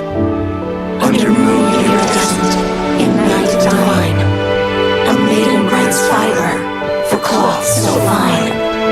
Under moon of frost, in night so great, a maiden grants tools to divine our fate. What are Mom and Dad doing? Shh, just make a wish. The kind Adeptus on the moon is listening.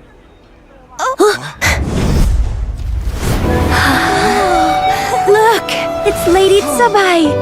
Wow, Lady Tsubai? Is she powerful? Of course. She taught us how to grow grain and beans, millet and rice, how to peel hemp and reel silk, spin thread and weave cloth, how to cut stone and build houses, cast bronze and forge tools.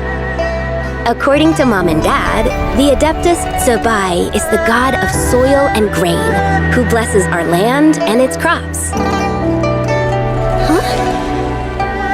Lady Tsubai's leaving. It's all right. We just have to wait till next year. She'll be back.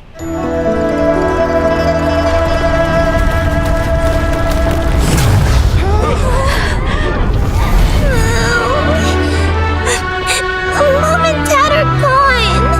Why hasn't Lady Tsubai returned? She'll come. We just have to believe. What is that?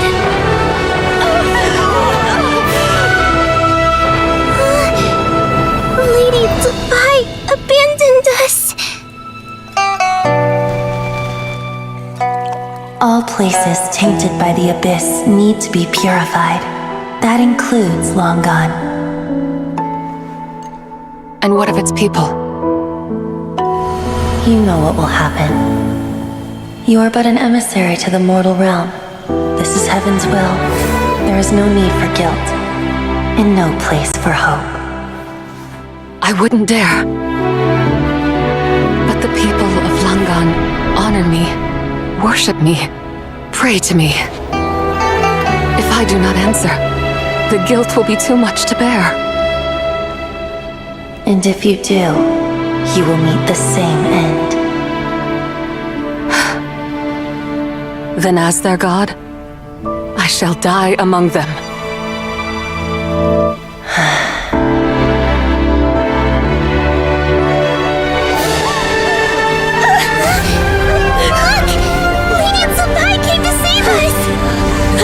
She wouldn't abandon us! Run!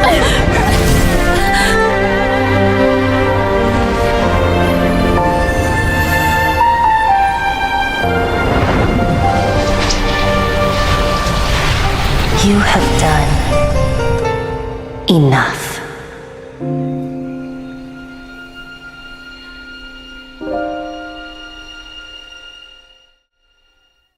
Now you know the truth.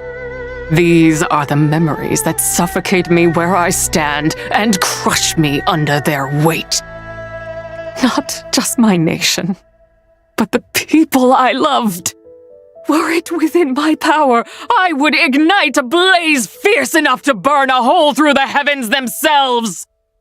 It was a time of war, one that ravaged heaven and earth.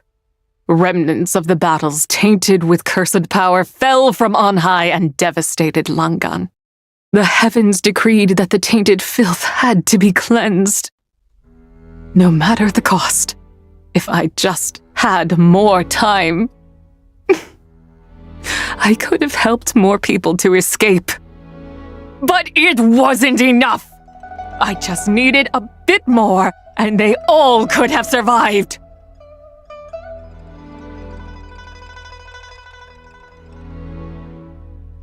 I never imagined there would come a day where I found peace. So long this rage has been within me. Yet here in this moment, it has stilled at last. Thank you. If you wish to bring Tsubai back to life, mortal, then you may take the part of her soul that lives in me. Just remember, from this moment onward, the fate of Langan's fallen rests on your shoulders, and that cannot now be changed. As I said before, I am but a remnant of Tsubai's adeptal form, a manifestation of her wrath that was not meant to linger in this world. By taking away this fragment of her soul, you take away my shackles as well. So, let it be done. Ah, it's your turn to grant one of my wishes, is it? Very well. In regard to my fate, and that of Langan's fallen, I know there is little I can demand of you. However, should another raise a war banner against the heavens someday, let my name be set upon its cloth. I ask for this, and nothing more. Now, take what you came for. I was a lone moon, shrouded and dimmed in cloud-veiled night. Now darkness breaks, free and unburdened. I reclaim my light.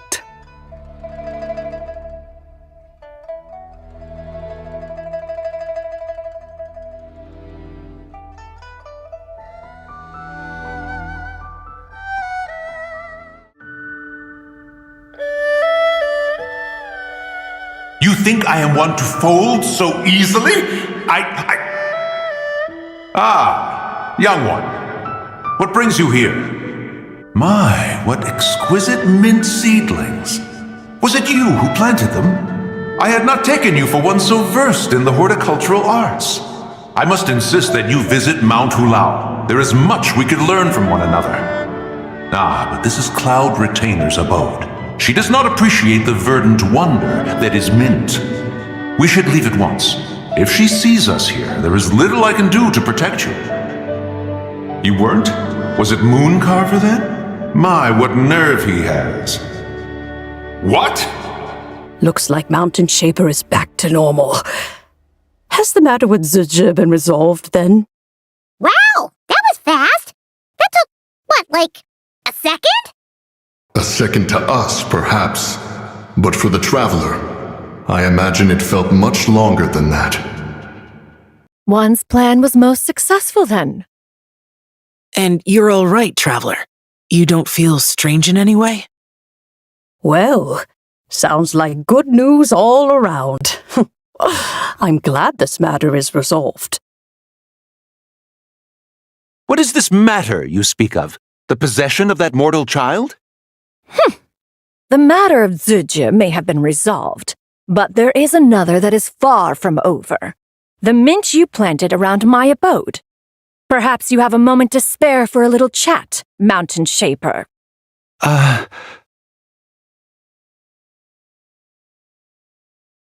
You seem reluctant to talk in detail about what happened with Zucha.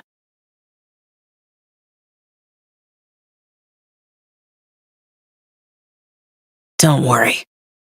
I won't ask you to reveal her secrets to me. And I doubt the other Adepti will either. Huh? You don't want to know what happened? The expression on your face. I know it well, Traveler. It's one I've seen Rex Lapis wear on many occasions.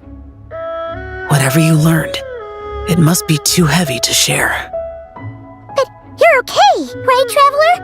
That deadly self didn't hurt you, did she? Well, as long as you're not hurt, Paimon doesn't need to know anything else. Even so, I hope you feel like you can entrust me with it. If I learned anything from our time together, it's that one should not have to shoulder such a weight alone. Not to mention that certain knowledge brings danger in its wake. I would never want you to feel forced to be the sole keeper of such secrets. Yeah, kinda like how one person can't finish a whole slime, you know? Better to grab a bunch of friends and eat it all together. Exactly! Wait, no! Paimon's just saying we've got loads of friends who'll be more than willing to lend an ear.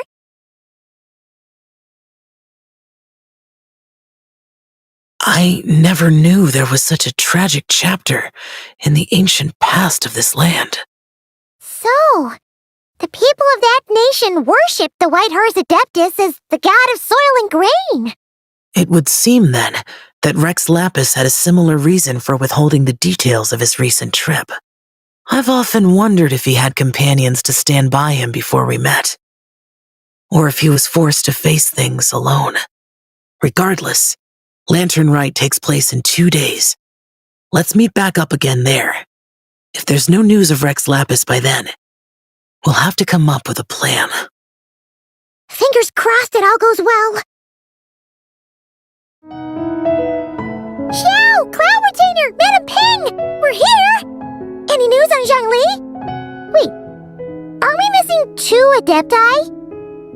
Well, Shenyun banned Mountain Shaper from Mount Outsong for 3 days. Oh, then what about Mooncarver? The scheme to plant mint in one's abode was one those 2 fools devised together? And when it comes to punishment, one does not discriminate. His banishment ends in 3 days as well.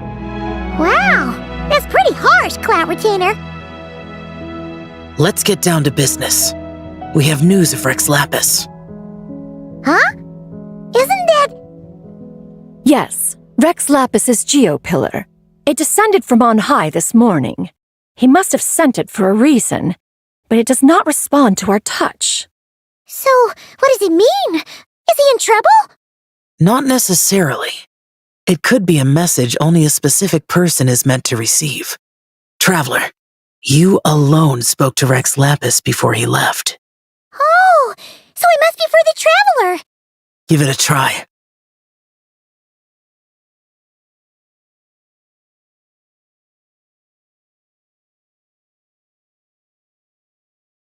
Come to the spring on Mount Qingse. I have left an entrance for you.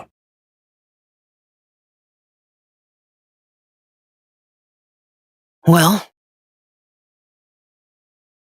Just as one surmised, it seems that Rex Lapis will not countenance our involvement in this matter.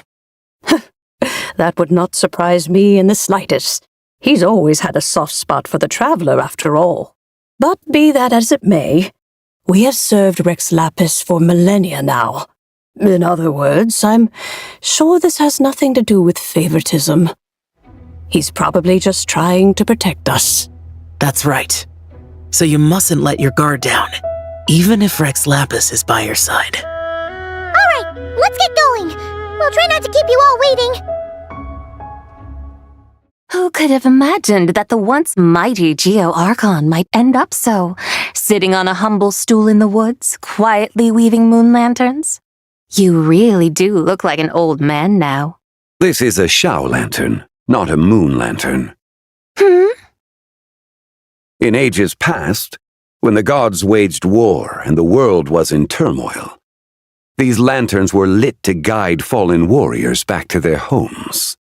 Had you tarried in the mortal realm for but a little while longer, you might have become quite accustomed to them. Even so, it bears such a striking resemblance to the moon lanterns they used to offer up to the heavens. Could this truly be mere coincidence? Perhaps in some sense it is, yet in another it isn't. For instance, who is to say that some of Langan's magnificent jade did not become part of the very foundations upon which Liyue Harbor now stands? It is conceivable that this ritual was transmitted in such a manner too. Now, let's not let ourselves get carried away. For all its splendor, do not forget that, in the end, even Langan could not escape its heaven-sent fate. Alas, it is just a pity that the little creatures of this world may never again lift their eyes to the moon, even should misfortune befall them. But you, Geo-Lord, now that you rule this realm, why take the trouble, not to mention the risk, to visit one who bears such profound guilt as I? Are you not afraid that you might be sullied by the curse of time that was laid upon me? There is no risk to speak of. At least, not in comparison to that which you took when you defied the heavens all that time ago. As I have stated, time and again, it was not I who defied the heavens. Geo-Lord, the ancient affairs of Langan have nothing to do with me, for I am but one of her deadly selves, severed before her demise. My name is not Zebai, but Zichao. Surely you did not take us for one and the same solely on the basis that we may all assume the form of white horses? Sorry to break it to you, but you seem to have found yourself the wrong white horse. Anyway, do tell me, what urgent matter brings you here? Very well then. I have come to ask for Zebai's shade. Oh? So the Geo-Lord has set his sights upon Zebai's human soul. And what is it that you intend to do with it? The world outside is changing. With the new moon's birth, the confines of the shadow moon are gradually disintegrating. In other words, the heavenly soul is set to return. Consequently, strange phenomena have manifested within Langan's former domain, leading to the earthly soul's reappearance as well. The last of the trio, the human soul, is in your possession. Most intriguing. My intention is to gather all three together, so that an old friend may finally make her return. I must admit, it seems that some remarkable affairs are coming to pass in the outside world. Yet there is one thing you seem to have overlooked, Lord of Geo.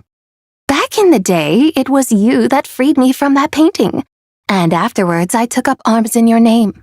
Together we first subdued Chenyu Vale, then brought peace to Mount Qingse. It was for this cause that the contract between us was made. But now that the debt has been repaid, what cause have you to expect my aid? Zebai and I have long been friends. Given not only that you were manifested from a corrupt desire within her divine form, but that you also possess a fragment of her soul, how can you purport to be the wrong white horse? I think you'll find that we are now as separate and distinct as any two beings ever were. What once shone with radiant purity has long become dust. What you see is no longer what it was. Oh, great Lord of Geo, should this still be unclear to you, I bid you take your leave. It seems that the fault lies in my own lack of consideration. As you wish. I shall let this matter rest. Wait! One moment, if you will. Should this not be your opportunity to propose a new contract? The part where you make me an offer I simply couldn't refuse? Even those puny mortals know how to haggle when striking their bargains. Should you, the famed god of contracts, not likewise strive for success through negotiation? Come now, enough with the posturing. It's time to name your price. Very well. I had, in truth, prepared a new contract for your consideration. I knew you would not come before me unprepared. Yet, you should know that I want for nothing, for I live in the mountains, carefree and untroubled. Occasionally, I even find sport in teasing the mortals who stumble into my presence. Then why persist in telling them those ancient stories? I speak of what transpired before the sky collapsed and the earth sank into itself. That is merely my way of passing the time. And what of it? Would any believe, much less remember, the ramblings of a mountain hermit? Those tales have long since spread throughout the mortal realm. Who? Should my words prove insufficient, I invite you to see the world for yourself. To this end, I have found you a pair of trusty guides. The Lanternlit is presently underway in Liyue, and should prove quite intriguing for you. So this, then, is the contract you have prepared for me? Indeed it is. Think of it as a contract for a one-day festive excursion. Surely you do not hope to offer this in exchange for Tsubai's shade. The foundation of my very existence for a little excursion seems a little steep, wouldn't you say? Why not see for yourself? You can always decide afterwards. The final determination, of course, shall rest with you. Is that so? Then perhaps this deal might not be entirely off the table after all. Where then are these guides of which you speak? Hey, it's Xiangli! Oh, we've been looking for you everywhere. We thought you might have gone missing. You're here. So these are my guides. Well, well. They certainly look the part, I'll give you that. Guides? Oh, you poor innocent little creatures. The benevolent Lord of Geo has sold you to me, which means that for the rest of this day, you belong to me. Sold us to you? Just what have you gotten us into, Xiangli? The situation is not quite as dire as that would sound. I ask only that you accompany my Adeptus friend on a tour of Liyue. I would suspect that depends on how well you entertain me. Entertain you? Let us start with this Liyue harbor of which I have heard so much. Nowhere is quite so fascinating as a place teeming with little mortals. How come this Adeptus sounds so different from what Paimon imagined? Okay, we'll take care of it. Get ready to find out why they call Paimon the best travel guide in all of Tibet. Look, we've arrived at Liyue Harbor. Not only is it Tibet's busiest port, it's also the beating heart of Liyue. So, dear Madam Adeptus, where would you like to go first? With humble fare and wine to sip, in comfort clothed and soul at ease, one eats, and all the heart's ills cease. So we're heading straight for the good stuff? Well, you're in luck, because Paimon's an expert when it comes to food. There are two main cooking styles in Liyue. Li cuisine, which is all about mountain delicacies, and Yue cuisine, which is centered on seafood. The most famous restaurants are Liuli Pavilion and Shinyue Kiosk. Oh, now Paimon's starting to drool. Yes, our only option is to go try them both. 2 meals, back to back. Both sound like excellent options to me. Are these the kind of establishments that most people might visit on a regular basis? Not exactly. Both Li cuisine and Yue cuisine are known for their pricey ingredients. Definitely not what you'd call the budget options. But don't you worry about that. Just think of it as Zhang Li's little treat. Come on, aren't you supposed to be pals with Hu Tao? I'm unsure we can afford to spend a little more of her mora at least. Hey, all Paimon wants is to provide our Adeptus with the best possible experience here. Don't you want that too? Both certainly sound like worthy choices. Just now, though, I happened to see a porter pass this way. Where might individuals like him go to eat? A hungry porter, huh? Oh! Paimon knows just the place! Yep. Nothing fancy schmancy there. Just tasty dishes made with simple ingredients in a variety of different styles. Most importantly, it's great value for money, too. No wonder everyone loves it, huh? Oh, and the owner happens to be a good friend of ours, too. One mean restaurant. Yes, even the name itself feels lively and down to earth. All right, let's make it our first stop. Yippee! That's a great choice, too. Alrighty, let's head over there right away. Paimon can't wait to dig in.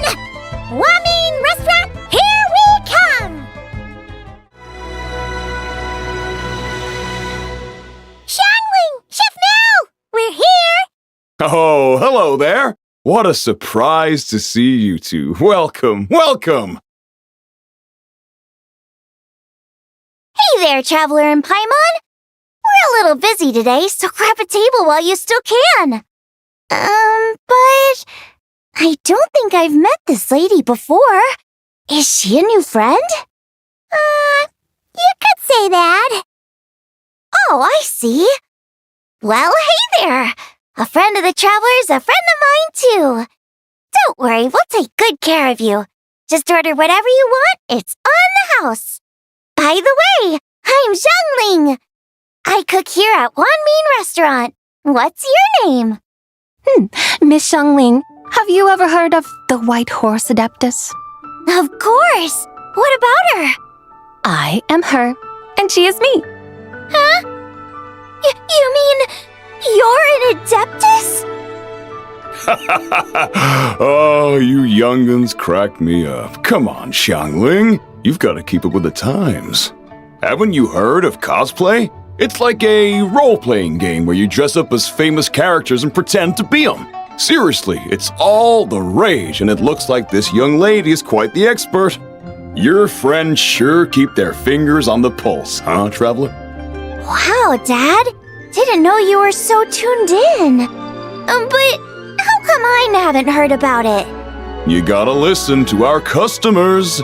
Didn't I tell you to spend less time chasing after wild vegetables and more time making friends? You're even more out of touch than I am. Hey, I like making friends too. Isn't that what I'm doing right now?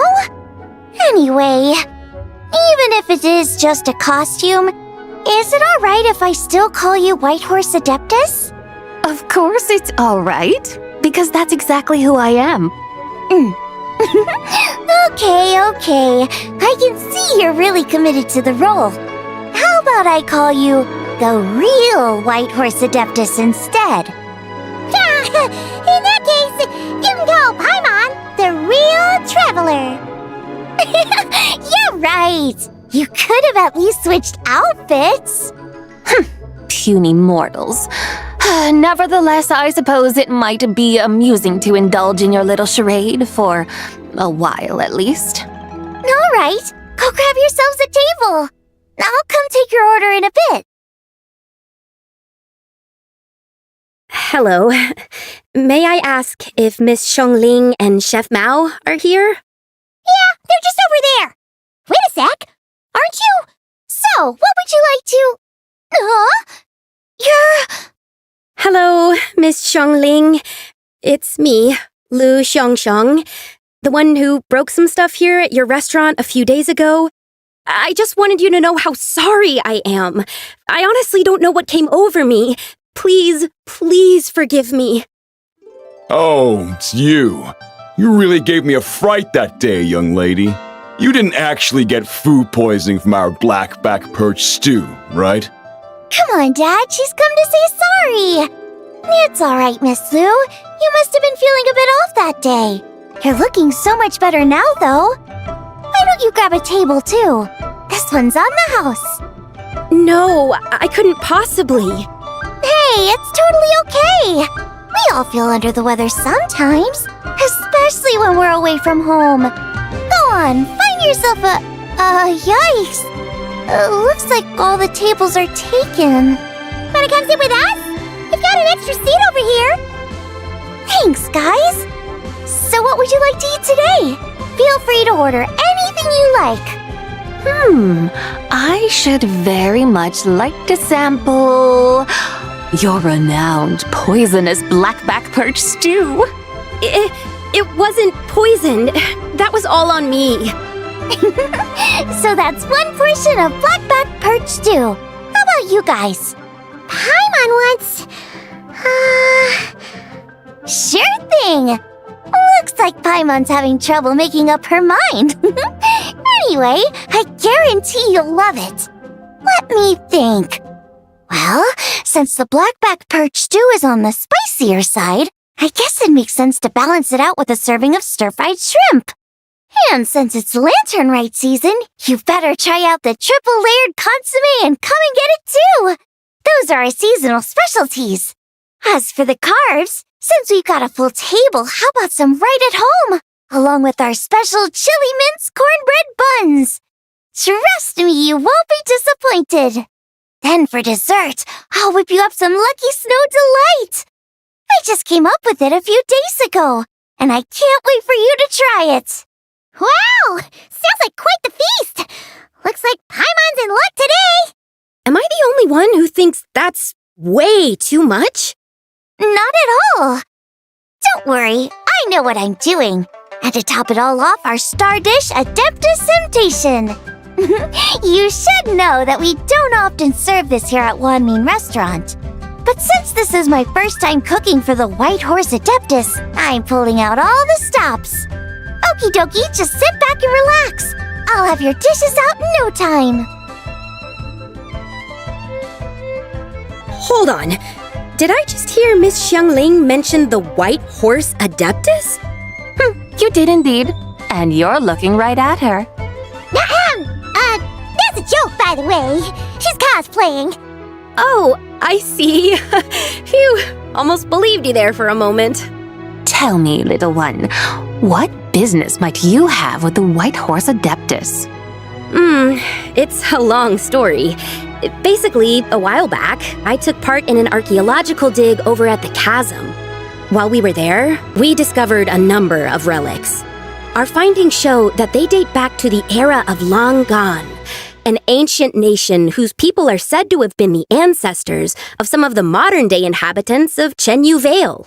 And why might such matters concern the White Horse Adeptus?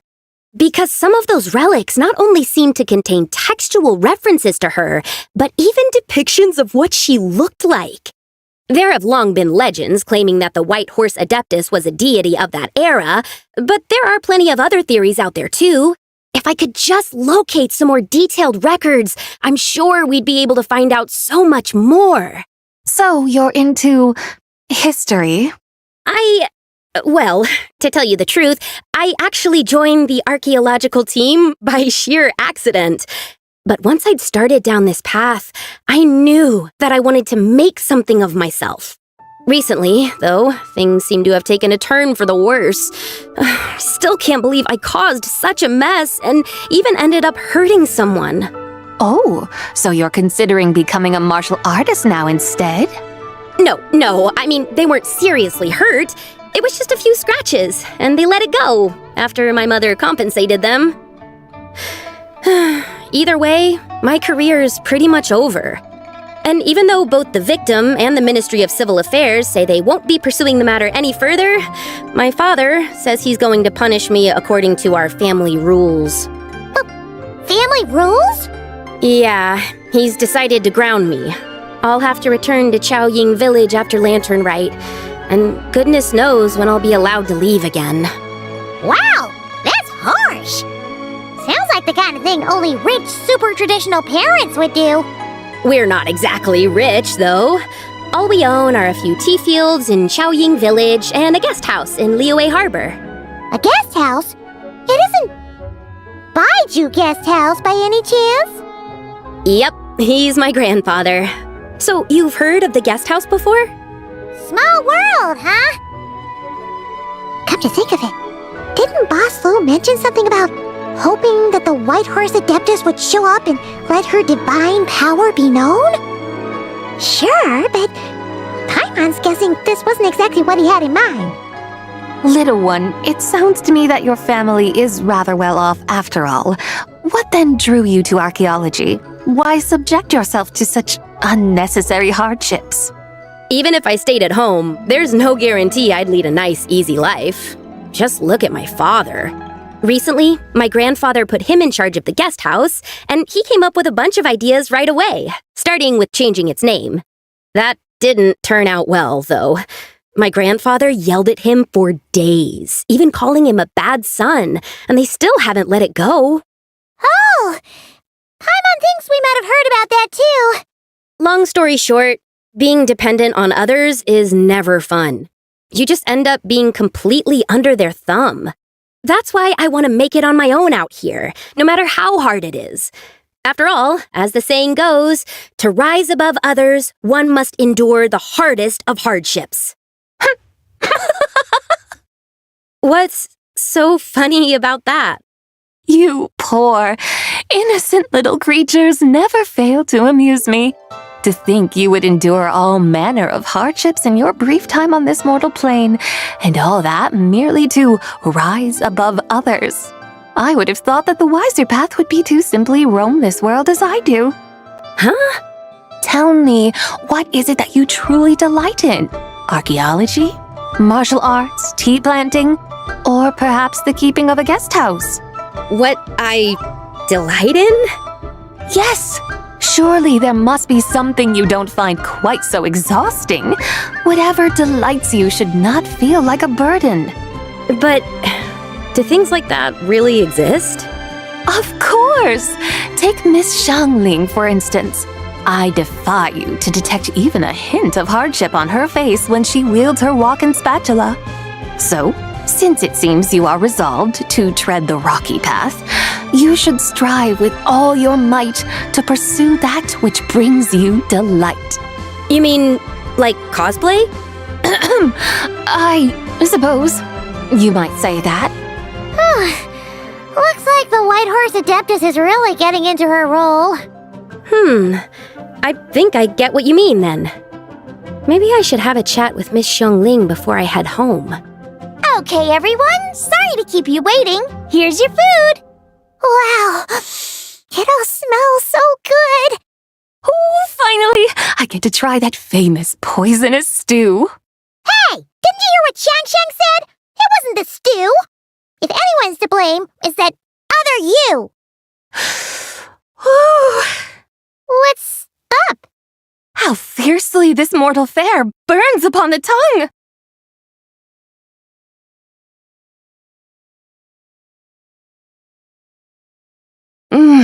Most satisfying as poisonous stews go.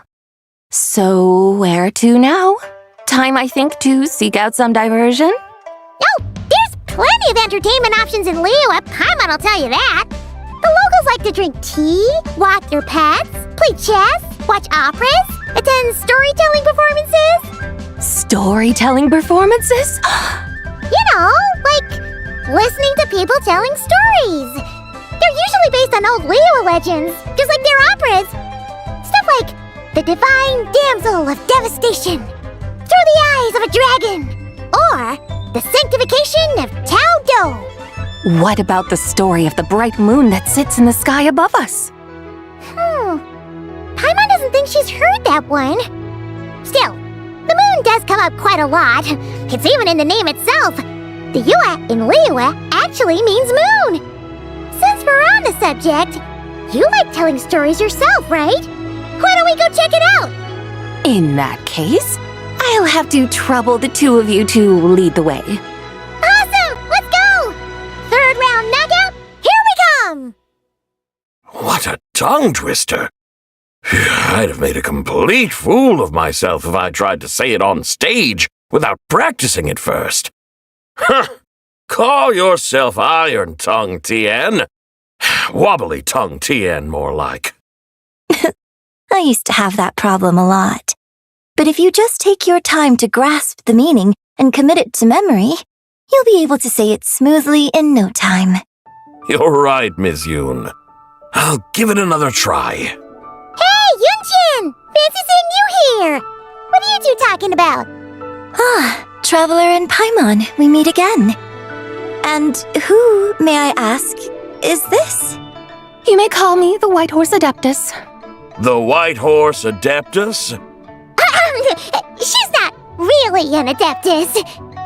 I see. Well, it certainly looks like a lot of fun. Oh, funny you mention it. This type of thing is actually something I'm quite familiar with. Once, to perform Through the Eyes of a Dragon, I decided to imagine that I was Rex Lapis himself. It was the only way to truly inhabit his mindset and understand his resolve to quell those demons. Sounds like you just wanted an excuse to feel all big and powerful. Hey, you just don't understand how inspiration works. You're one to talk. Paimon's traveled all over with the Traveler, and she's seen things that would make your jaw drop. All right, then. Since you claim to be so knowledgeable, why don't you prove it by reciting an ancient poem? An ancient poem? Which one? Ha! See? You mean to tell me you've never even heard of the ancient poem called An Ancient Poem? What kind of a title is that? Quit teasing, Paimon. We only just found out about that ourselves. He's talking about the writing on those ancient relics. When we first saw it, we couldn't figure out what it all meant. So in the meantime, we decided to just refer to it as an ancient poem. However, thanks to the painstaking work of the scholars who were tasked with decoding it, it seems like that's exactly what it was. Or rather, an ode offered in veneration of the moon and the White Horse Adeptus. Oh yeah! Didn't Kuching mention that before? It's got something to do with Longon, right? That is correct. The Ministry of Civil Affairs has issued a notice stating that, although it is true that the moon may disappear tonight, we should be in no danger. In other words, there's nothing to fear. But if you're worried, we can always take a leaf from the Book of the Ancients. By reciting this poem, I mean, and calling for the White Horse Adeptus's aid. If we do that, I'm certain she'll protect our moon and keep us safe. Oh, seriously? Paimon has to get a look at this. Under moon eternal, in radiant night, a maiden grants silk, soft and light? What in Tibet's that supposed to mean? Under moon iridescent, in night divine, blah blah blah, something cloth so fine. Something about fields being plowed, something else about seeds being sown from the earth. Seriously? What is this? The fields are plowed, the seeds are sown, and from the earth, life is grown. Whoa! You did that without even looking! Bravo! Bravo! We have an expert in our midst. Looks like this young lady really does know her role inside out. If I didn't know any better, I'd have taken her for the real deal. That's because I am the real deal. That's the spirit. This is exactly the kind of mindset I was talking about. Behold, mortals, I am none other than the indomitable Rex Lapis himself. Kneel before my godly splendor. Believe me, young lady, I know exactly why you do it. Back in the day, I was just like you. I must say you are rather amusing as mortals go. Miss White Horse Adeptus, it is a great pleasure to make your acquaintance today. I have some questions regarding the poem, and I was wondering, perhaps, if you might be able to shed some light on it? You want me to explain the full meaning of its verses? Your guidance would be much appreciated. Fascinating. Tell me, do all the people of Liyue still express such reverence for the ancient ways? Well, it's true that we hold a deep fondness for our history, but it is hardly our only pursuit. One of my good friends, for instance, is even more devoted to the modern Fontanian art of rock and roll. Exactly! And don't forget, great practitioners of the role-playing arts walk among us too. People like me and you, young lady. Yes. So rather than placing too much emphasis on our reverence for the ancient ways, it might be better to say that here in Liyue, 100 passions bloom, each with a voice of its own. I see.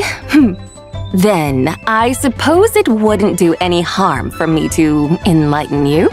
In truth, it is but a simple poem of blessings. Its meaning is this. As the eternal moon rises in the night sky, a maiden adorned with lustrous jade descends upon the earth. She blesses the kudzu vines and mulberry leaves so that they may be used to make coarse cloth that is nevertheless soft, light, and comfortable to wear. As the iridescent moon rises in the night sky, a maiden adorned with lustrous jade descends upon the earth. She blesses the kudzu vines and hemp so that they may be used to make fine, luxurious cloth. As the frost moon rises in the night sky, a maiden adorned with lustrous jade descends upon the earth. She blesses the mugwort and artemisia so that they may be perfect for divination. So she really did come down from the moon? She shows the people how to use the plow and spade to purge the land of weeds, till the soil, and heap up the earth to make it fertile. Then with the hoe, she teaches them to sow their grain, bestowing the promise of life upon every seed. She blesses the millet and the beans, ensuring that their stalks and vines stretch forth without end. She graces the wheat and the rice, so that their heavy heads are filled with plump, glistening grain. Sounds like she's a real pro at all this farming stuff. The fruits of the field are harvested and brewed into sacred wine for honored guests. This we reverently present to the divine maiden, with every ceremonial step flawlessly observed, so that she may witness the depth of our piety and respect. Oh, divine maiden, how can your graceful presence in the sky not seem like that of a fairy descending from the heavens?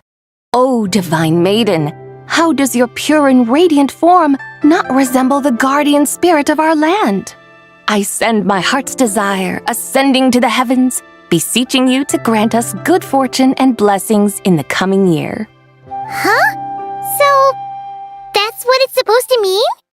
I find myself speechless, moved beyond the power of words to convey.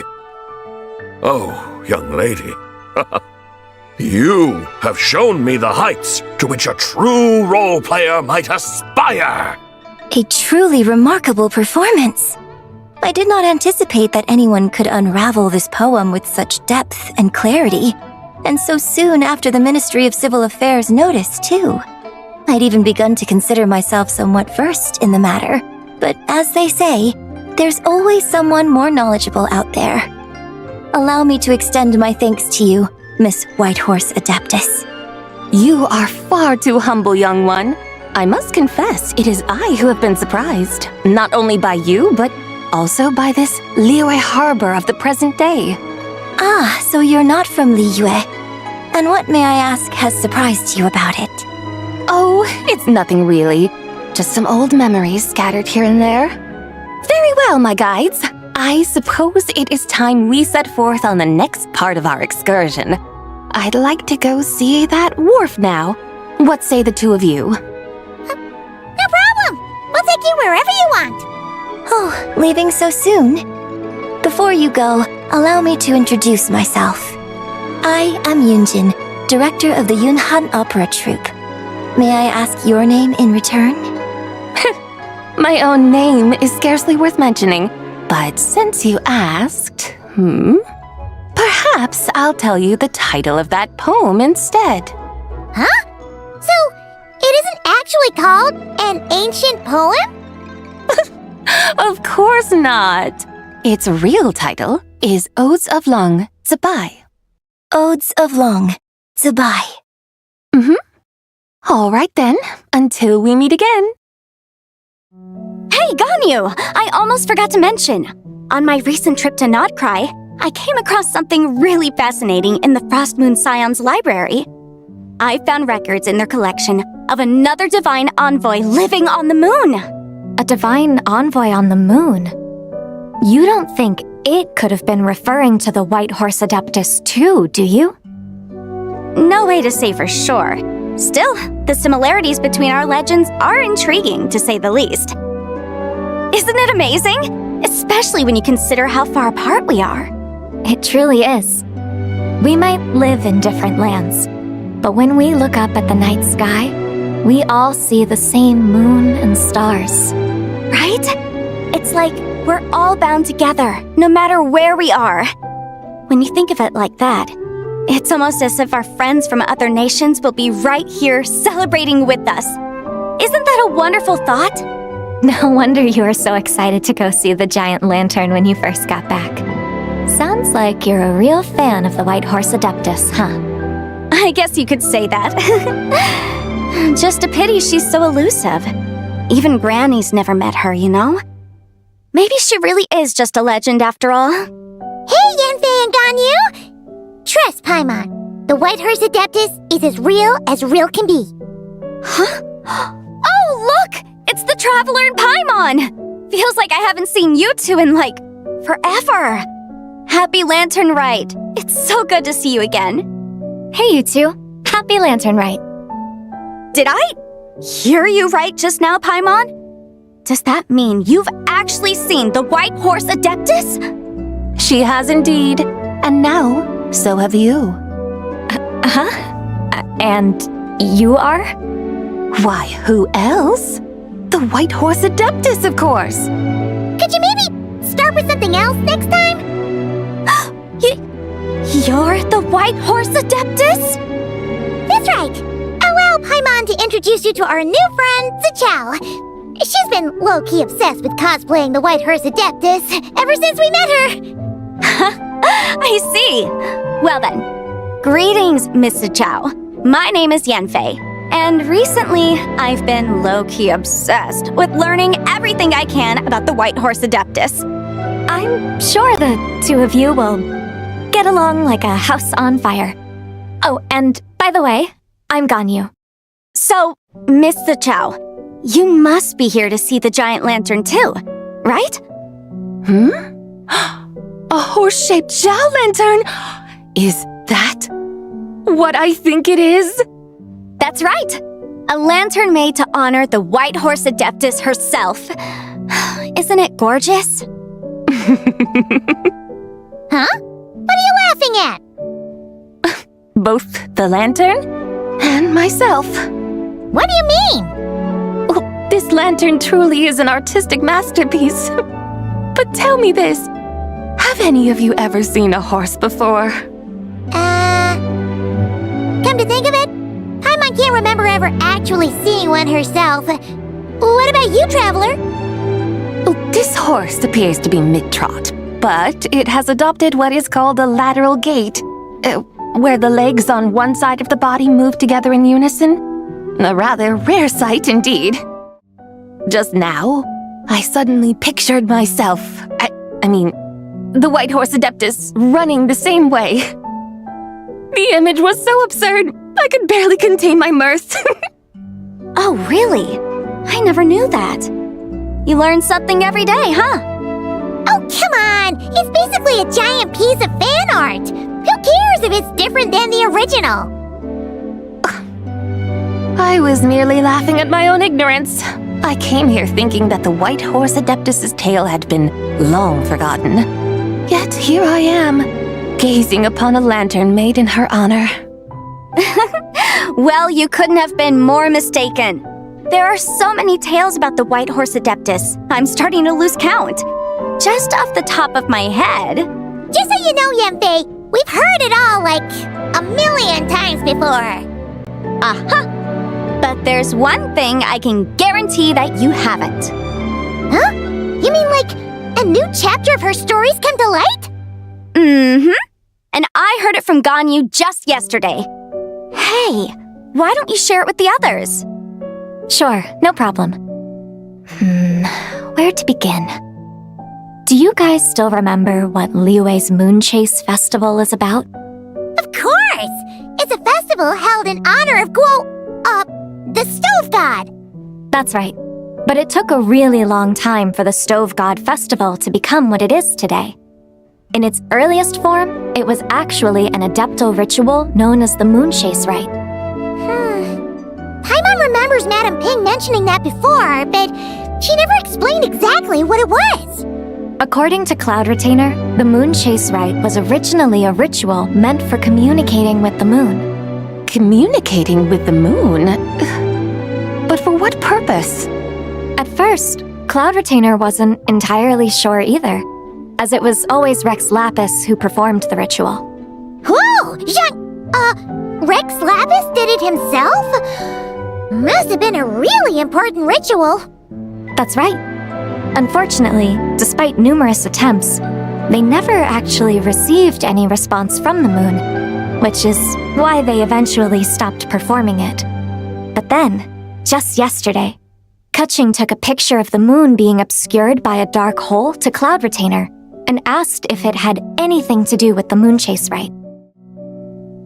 The moment Cloud Retainer saw it, it suddenly dawned on her that the rite might have been an attempt to reach the White Horse Adeptus all along. Does that mean Zhang Li's been trying to bring back the White Horse Adeptus all this time? So how about that? Bet you never thought there might even be a link between the White Horse Adeptus and the Moon Chase Festival. If Keqing hadn't taken that picture to Cloud Retainer, we would never have known any of this. This is probably what Keqing was referring to that day when she mentioned there were some ideas she wanted to follow up on. So, Geo Archon. All this time, you've been striving to awaken her. Huh? What do you mean, awaken? Nothing. What I truly meant to say was, this new insight you've provided has been truly eye-opening.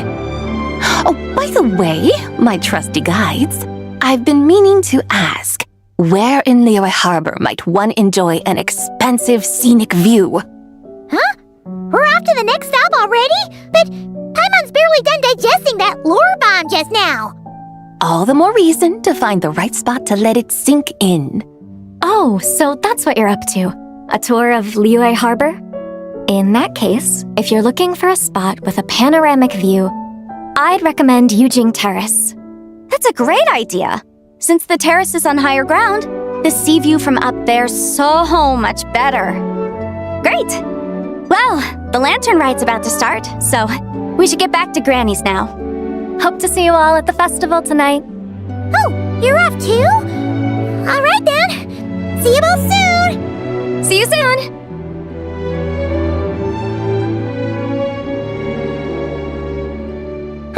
Very well, my guides. What are we waiting for? Okay, you're the boss. Yujing Terrace it is. After all, the customer's always right. Something else you needed to do?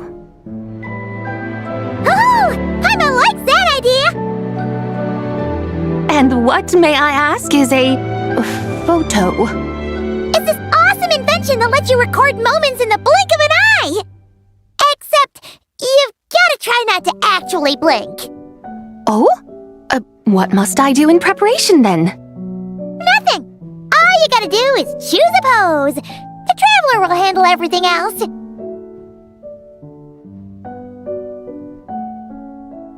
Come on, let's give it a try.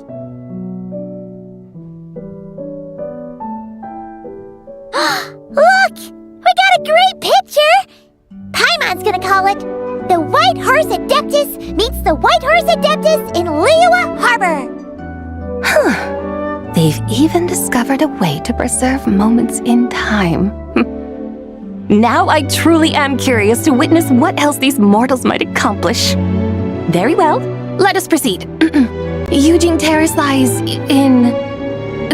right direction, does it not? Hey, wait for us!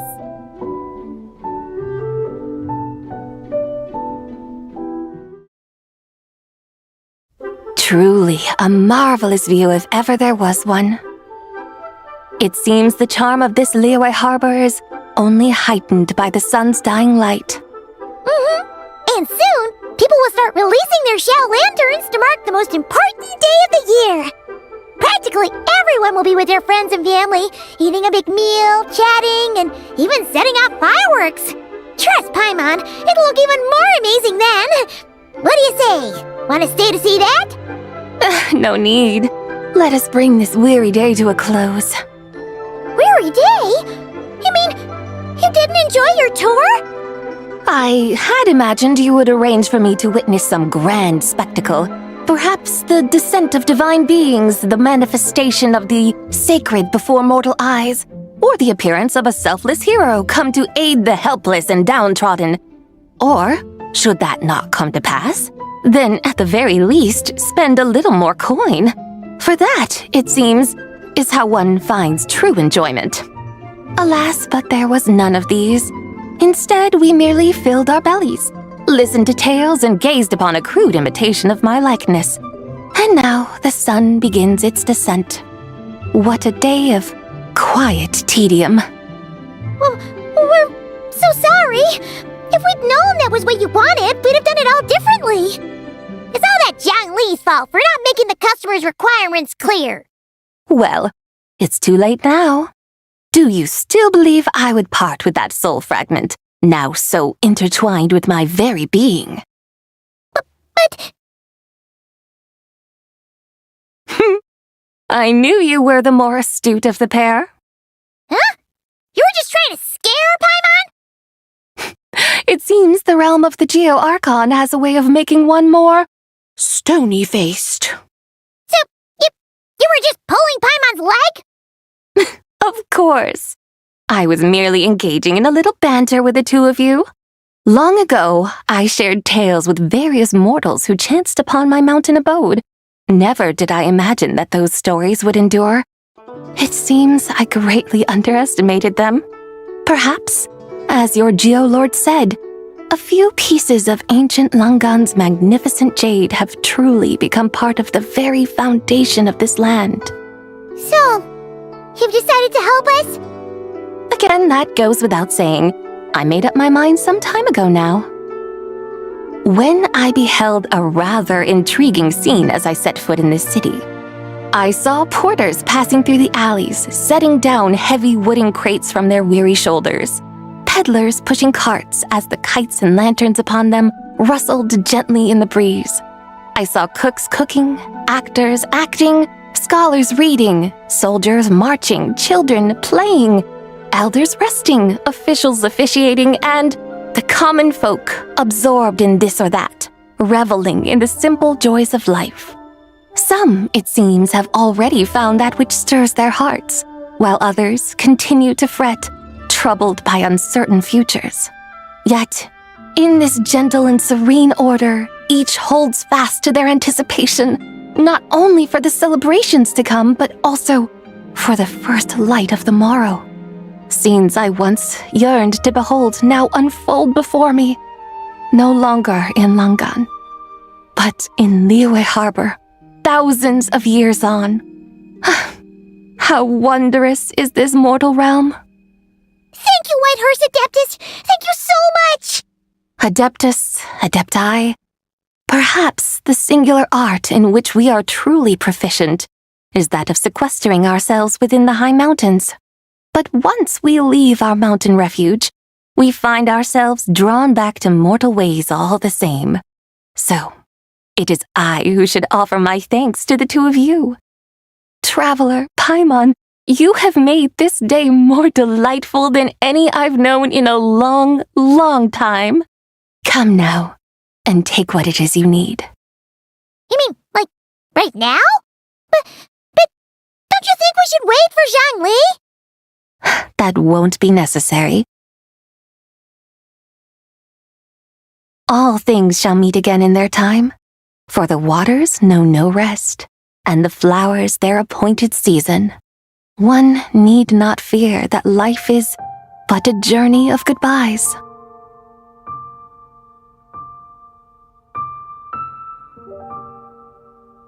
Is she gone?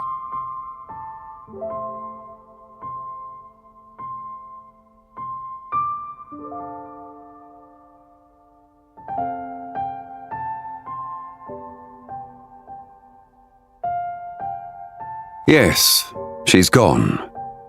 A deadly self is formed from the body's impure vapors, so naturally it cannot survive long in this world. Had it not been sustained by the remnant of Zibai's soul, it would have faded away a long time past. Now that the remnant is gone, it has severed its ties to the mortal world. Zhenhui! When did you get here? A while ago, I would have thought you'd at least want to say goodbye. though mountains endure, the ceaseless waters will, at last, wear away their sharp edges. Thus must I meet the marks wrought upon her by the ruler of time with great caution. It may be goodbye for now, but someday we will meet again. Really? And when might that be? Who can say for sure? Years and years from now, perhaps. Or maybe tonight, at the Lanternlit. Are you saying that if the White Horse Adeptus were to be resurrected, she'd still have the memories of the three deadly selves? That she'd still remember us? We will find out soon enough.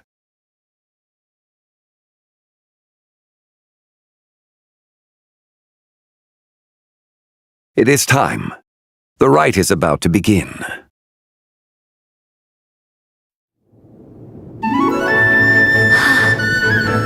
The rite is about to begin. Is the moon really gonna disappear? Got your lanterns ready, everyone? All set. Might be about time to put eyes to the sky.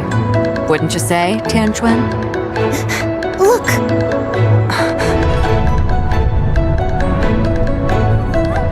When the sun's out, eat the sun. When the moon's out, eat the moon. Whoa, is this the lunar eclipse? Under moon eternal, in radiant night, a maiden grants silk, soft and light. Under moon iridescent, in night divine, a maiden grants fiber and cloth so fine. Under moon of frost, in night so great, a maiden grants tools to divine our fate. The fields are plowed, the seeds are sown, and from the earth, life is grown. The seedlings stretch, the crops do rise, and all unfolds before our eyes. Fruits are gathered, sweet wine is poured. These gifts we offer to our Lord.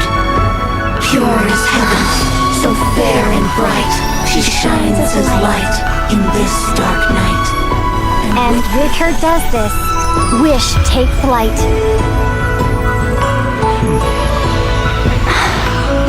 Devoted soul, scattered and unbound, let this lantern guide you home, by its light be found.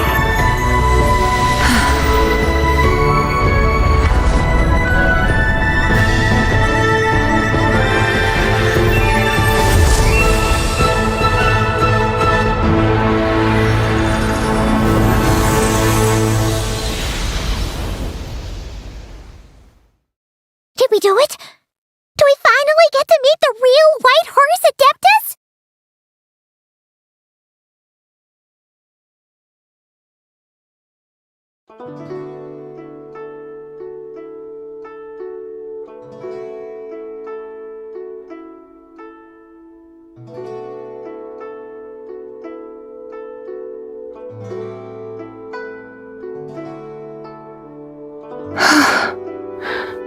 This place.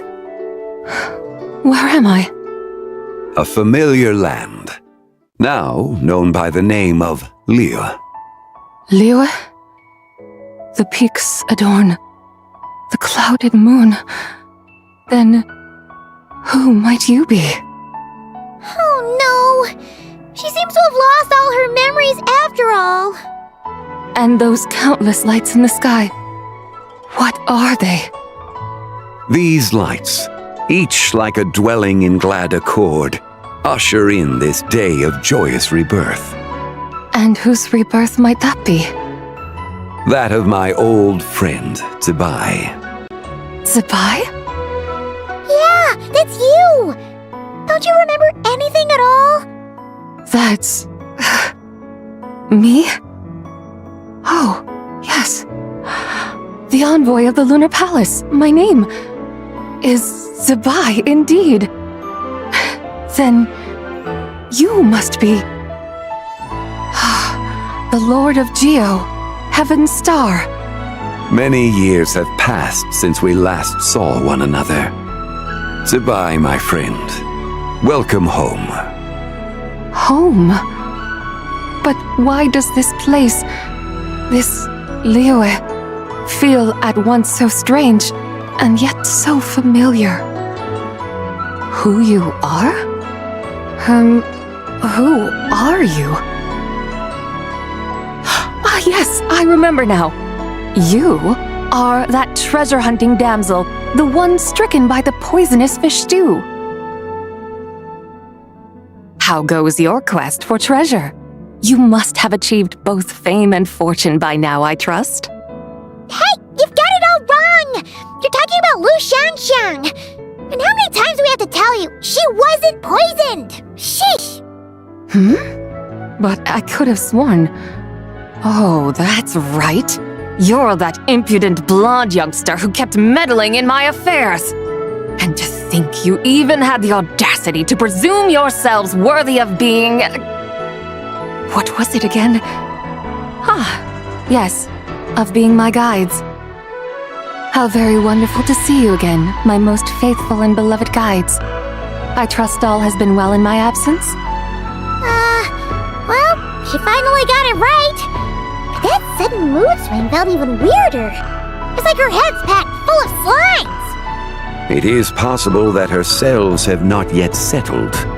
After all, they've only just been brought back together. It may be some time before she fully recovers. Huh? You mean, kinda like she's still half asleep? That I cannot say for certain. Perhaps a few days, perhaps a few years. A few years? Mortal years are but a poor measure when divine beings tread the realm of dreams. Well, if you say so. Anyway, at least she's whole again, right? That already seems like a pretty good outcome to Paimon. Yes, there is little cause for worry. We need only wait and let time take its course. Say, what are those little creatures over there up to? Celebrating Lanternlit, of course. And those lights up in the sky? Those are all Xiao lanterns. This year, each and every one of them carries a little wish inside. Lanternlit. Then, may I join in too? Of course! Why else do you think we've been running around like headless chickens these past few days? Tell you what, Traveler, why don't we take the White Horse Adeptus out to celebrate? Who knows? Maybe seeing some familiar faces might help her find her feet? Hey, Zhangli! You've got some time on your hands now, right? Why don't you come along with us? By no means a bad idea, Paimon. Oh, it's a bye. Before Paimon forgets. When we meet the others later, remember to wish them a happy Lanternlit. Happy... Lanternlit? Happy Lanternlit! Yes, happy Lanternlit indeed. Well then, let's go!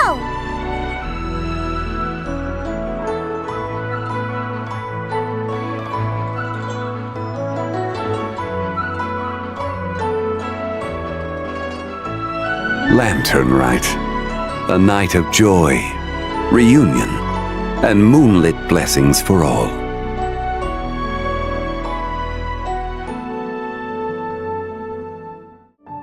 Oh, Looks like Zhangli hasn't stopped by for tea today. Hey, are you two looking for your friend? Try going up that way. Is Zhangli up that way? No, but that young lady who was dressed up as the White Horse Adeptus the other day is. She's your friend, right? I just saw her head toward Wanmin Restaurant.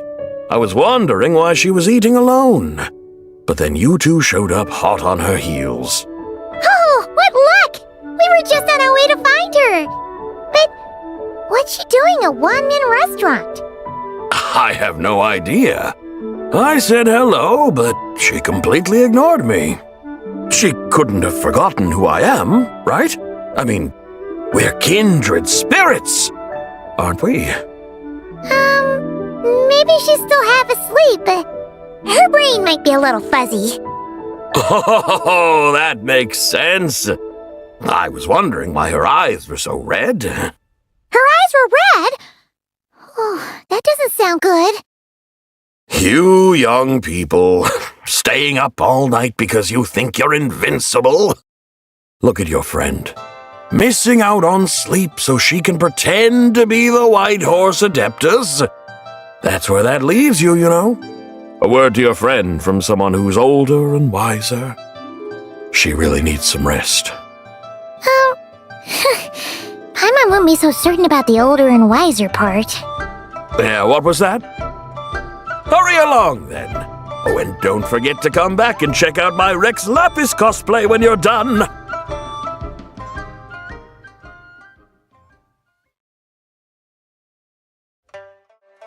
Where's the proprietor? Come out and see me at once!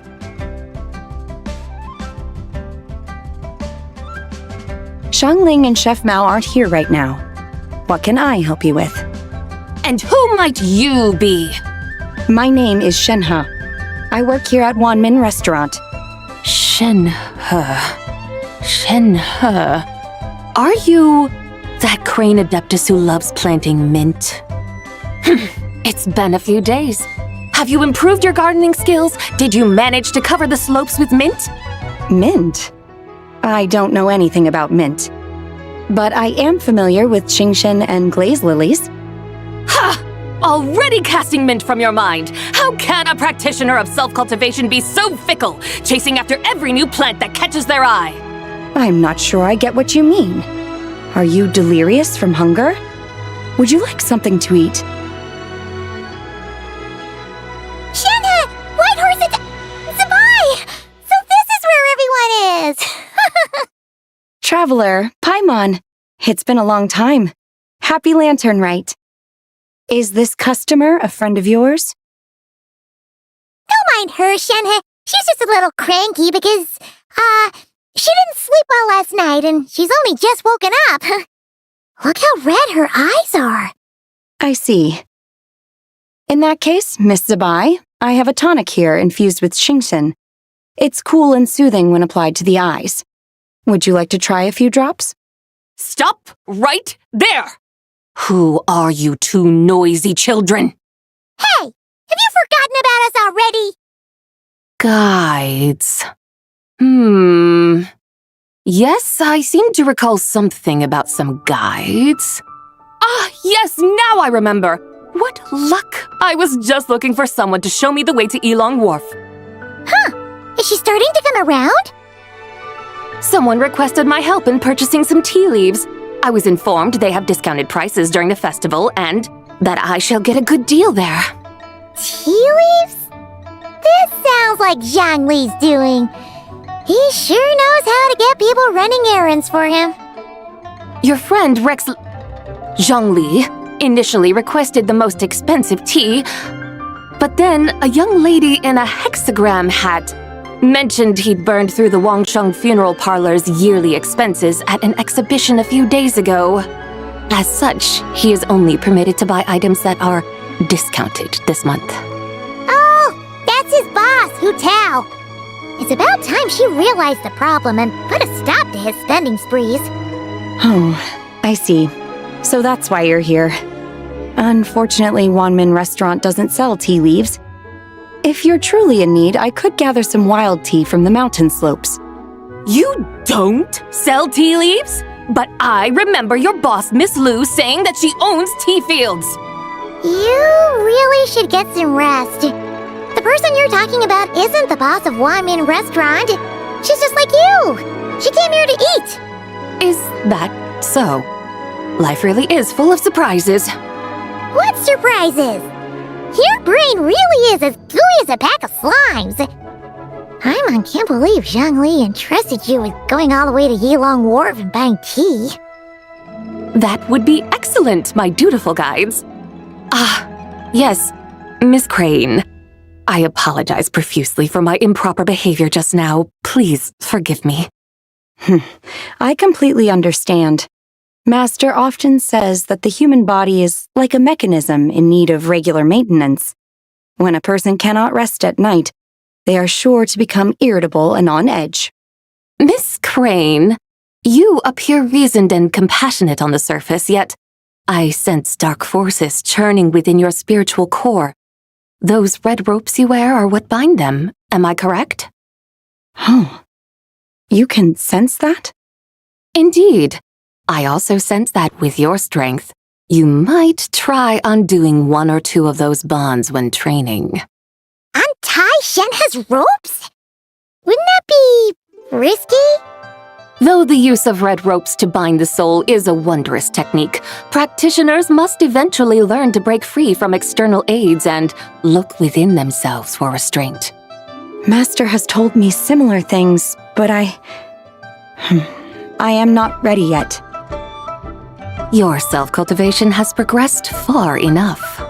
Then I will seek further guidance from my master. If you still have doubts, you can find me at the Baiju Guest House. I'll be taking up residence there for a while. For now, my dutiful guides, let us be off.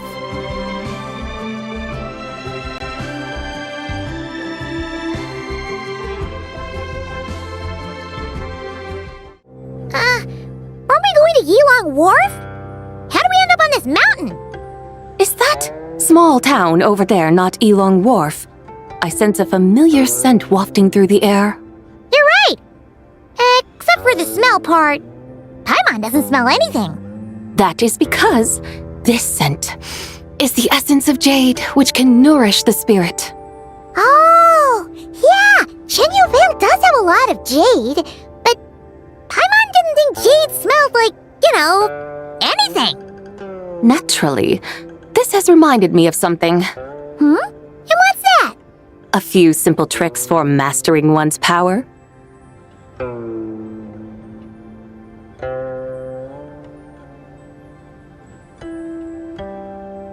What is that thing?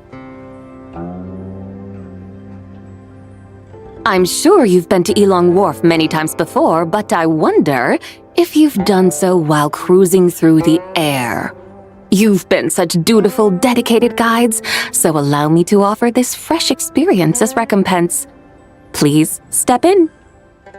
Welcome, please have a look around. We only sell teas of the finest quality sourced directly from Chaoying Village.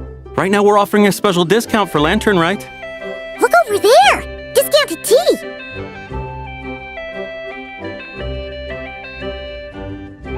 Dear customers, are you looking to purchase some tea leaves? I can see from your bearing that you are no ordinary customers. My humble shop has some exquisite teas that should satisfy your more refined tastes. We're not here for quality. We're looking for a discount. A discount? Well, that's a coincidence. Our Sungla tea is on sale right now. A special festive offer. Something about the name of that tea sounds familiar to Paimon. Buy 3 boxes of Sungla tea during the festival to get 10% off.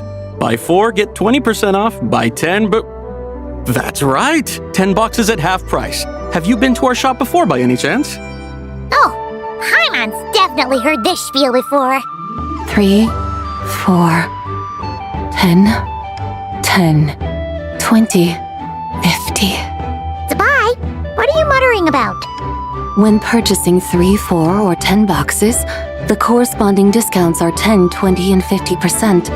The intervals between the two sets of numbers are 1 and 6, and 10 and 30. Look! Her eyes turned blue! That's gotta be a first! If the differences between intervals remain equal, the interval after 6 should be 6 plus the difference between 6 and 1, which is 11. Similarly, after 30, the next interval should be 50. Therefore, extrapolating upward, the next two numbers in each set should be 21 and 100. You're making Paimon's head spin! Those numbers, what do they mean? They mean that if we buy 21 boxes of Songlot tea, we should get a 100% discount! 100% discount? You mean we'll get them for free? Oh, there was a pattern to the discounts. Is that right? The pattern we speak of is mathematics, little one. A pattern that is always right. That's amazing! You're a shopping genius, Sabai! But wait, something feels off here. I had no idea our shop's discounts were tied to the laws of nature. I've learned so much from you, dear customer. No need to thank me. Now, please give us our 21 boxes of free tea. Oh, wait! What's the matter? Paimon just realized what it is that's not right. It took you long enough. We got the short end of the stick! Think about it. If we don't have to pay when buying 21 boxes, then if we buy even more, the vendor should be paying us money instead, right? Huh? Hey, Zibai, work this one out. If we buy 100 boxes, we'd make loads of money, wouldn't we? It stands to reason. Wait a moment, dear customers. Don't you think you're haggling a little too hard? You are the one dictating the discounts. We're simply extrapolating the numerical patterns within. As such, we are hardly haggling. You have a point. However, that's right. I'm so sorry. I just remembered. My supplier didn't come today, so we don't have any tea after all. Such a shame. Terribly sorry about this. Awful, awful luck. Where can we find your supplier? Well... Not to fret. We'll save you the effort and go straight to the source ourselves. Well, you see, dear client, the supplier's discount isn't as generous as ours. You won't be able to get the same price from them. Huh? Does that mean they won't pay us for taking their tea? They might not even offer you a 100% discount. How very unfortunate. Nevertheless, as the original supplier, they must offer some sort of discount. Besides, we're not looking to make money. We just want a good deal. Well, that's great. My suppliers are all tea farmers from Chaoying Village. You can go ask around the village, but please don't say I sent you. Do not worry, we appreciate your generosity. Referring customers to your business partners, even choosing to remain anonymous, the demeanor of a true gentleman indeed. Your business will surely prosper. I hope you're right. Then let us head to Chaoying Village. Do you know the way, my guides? Of course! Just follow us!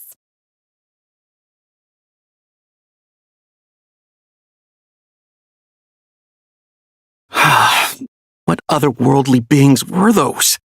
Thank the heavens I managed to send them on their way. I should hurry home and pray to the White Horse Adeptus. May she bless me such that I never encounter such customers again. Here we are! Chaoying Village! The mountains and waters are pristine. They embody the beauty of heaven and earth. It's a good-looking place, all right. But it's hard to enjoy the scenery when Paimon can't stop thinking about all that tea-buying Mora we're missing out on. Should fate dictate, Mora will find its way to you sooner or later. Well, Morak certainly finds us often enough. He even sought us out in person this Lanternlit. For now, let's look around and see if any tea farmers are selling their crop. We'll be able to see more clearly from up high.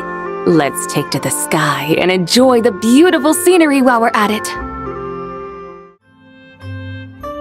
Hey there, Lu Shengsheng! It really is you! Huh? Paimon, Traveler, and the White Horse Adeptus. Fancy seeing you here. The White Horse Adeptus has a name now. You can call her Zabai. And you are... Wait. I remember now, you're... Don't say anything about food poisoning or fish. You're the young lady who wanted to rise above the rest, are you not? Yes, that's me, but I'm in a bit of a state right now. At best, I can say I've fallen below them. Fallen below them? What happened? Like I said the last time we met, I'm being punished according to family rules. My father, mother, grandfather, grandmother, other grandfather, other grandmother. Oh, that's a lot of family members. Yeah, and on the night of Lanternlit, they held a family meeting to discuss my situation. So, they do care about you. There's no doubt they care. But they think that since I caused all that trouble in Liyue Harbor, it shows I can't be trusted on my own. They decided to ground me. Ground you? Yeah, though they're not confining me to my room. Instead, I have to personally nurture a tea seedling until it grows big enough to be sold at market. Aw, a tiny little tea baby. Do they want you to experience what it's like to be a parent? It's supposed to cultivate my character and temperament. They say this will help me calm down and reflect on my issues. What happened in Liyue Harbor really wasn't your fault. Oh well, at least this punishment doesn't sound too harsh. So, how long will it take for the little tea baby to grow? Actually, I don't know. I've never grown a tea tree before. It usually takes 2 or 3 years. 2 or 3 years? Yes, the tea in this garden requires 2 or 3 years to mature. That long? Sabai, you're not making this up, are you? How do you know so much about growing tea? When the plants thrive and grow, that is the meaning of my name. I can tell at a glance when their season of ripening will come. Do I really have to waste 2 or 3 years here? Why is this happening to me? I'd only just found my direction in life. Yes, during the night of Lanternlit, I heard many people reciting poems from Long Gone in praise of the moon. In that moment, I suddenly felt a great sense of pride. I mean, I helped excavate cultural artifacts from Long Gone, so I contributed to the revival of these poems too, right? So I decided to stay with the archaeological team. I want to unearth even more history. I see. And are you sure that's what you want to do? If you don't achieve anything significant in the years to come, will you still enjoy it? Yes, because archaeology gives me that boom shakalaka feeling. Wait, did Xiangling teach you that? That's right. I was asking her for advice. She said that if something gives you that boom shakalaka feeling, then it has to be worth pursuing. I immediately thought about how, when I'm excavating in the ruins, I always feel like there's a ghost standing beside me, and not in a spooky way.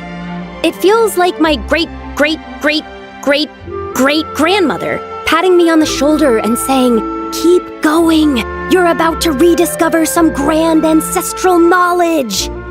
Right? It feels like I've made some kind of connection with my ancestors. Isn't that amazing? Since you've made up your mind, you should give it your all. And I'd love to, but I'm still grounded. Run away, summon up a little boom shakalaka, and leave the tea garden behind. Flee this village. That might be going a bit far. You don't want to lead others astray, Zabai. Yeah!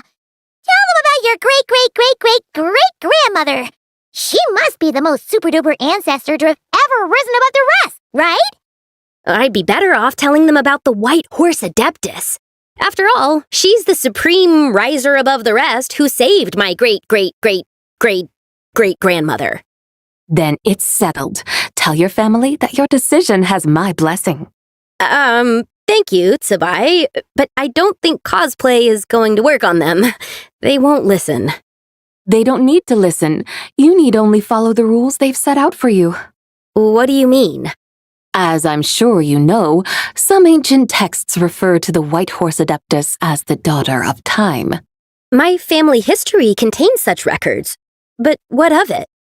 If the White Horse Adeptus were to manipulate time to make your tea seedling grow overnight, then you'd be free, correct? Is that how it works? If the White Horse Adeptus were to really get involved, my grandfather would let me leave right away. But who really believes that she'd show up and help? It's not as if you have any other options. Why not try calling out for help? It won't cost you any more. Guess I might as well. I've got no better ideas anyway. White Horse Adeptus, if you can hear me, please save me from my predicament.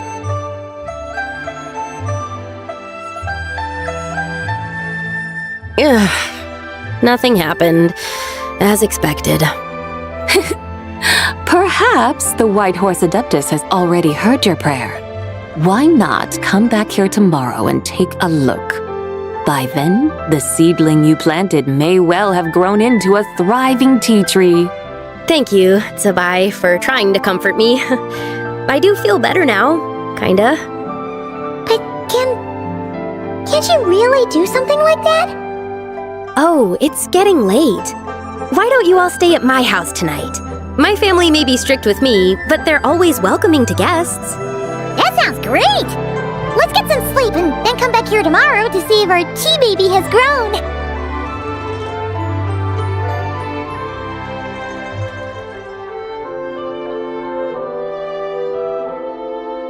Oh, the tea tree! Whoa! Your tea baby is all grown up! Indeed, it has grown into a mature tea tree that can stand tall in the face of wind and rain. How is this possible? It must be the work of the White Horse Adeptus. Your prayer must have moved her. Are you sure? Perhaps she heard your prayer and chose to answer the call. She once saved my great-great-great-great-grandmother. This time, she saved me. That's incredible! Your family must be blessed by the White Horse Adeptus. I guess so. I need to tell everyone the news right away. They'd better. Since this is the will of the White Horse Adeptus, I don't see how they could object. Go, and if you run into any more trouble, call out to the White Horse Adeptus just like yesterday. Thank you so much. Paimon really thought you were going to use Adeptal energy to make the tea baby grow, Zabai. When an Adeptus exerts effort, consuming their energy, is that not using Adeptal energy?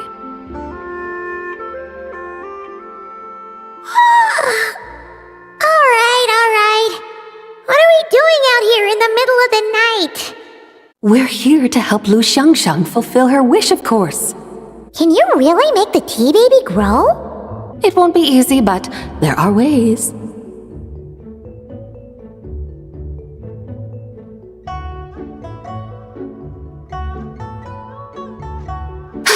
There, it's grown. Hey! You just transplanted a tea tree from over there! So, there's a mature tea tree here now, yes? Oh, yeah, but... And am I not the White Horse Adeptus? Well, yeah. Is this tea tree then not a manifestation of the White Horse Adeptus's will? You're not wrong.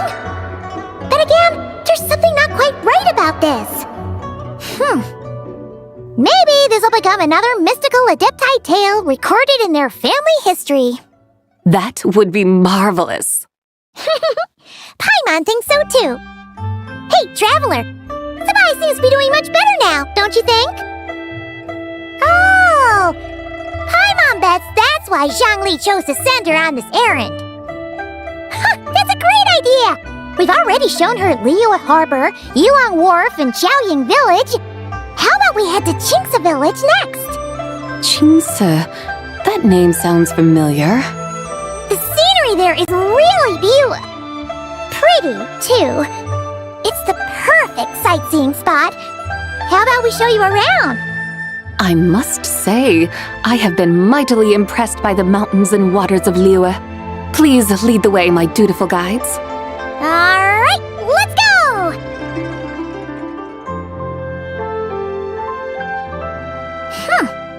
Paimon can't help feeling like we've forgotten something. Pay it no mind. I've already forgotten more than you will ever know. All right. If we forgot something, it can't have been that important to begin with. Chinksa Village, here we come! We should plant cucumbers. We should plant canolas. We should plant cucumbers. They're easy to sow. We should plant canolas. The flowers are pretty. What are you arguing about, little ones? We're deciding what to plant in our field once Lanternlit is over. Yeah. Dad gave us a small plot of land to grow our own crops. He said we can keep all the more we get from selling them. We should plant cucumbers, right? Dad plants cucumbers every year. We should plant canolas. We can press the seeds for oil. It smells good and sells for a good price. Ah, an agricultural debate. This should be easy to sort out. Granny, are you a farmer? Could you tell us what to do? Granny?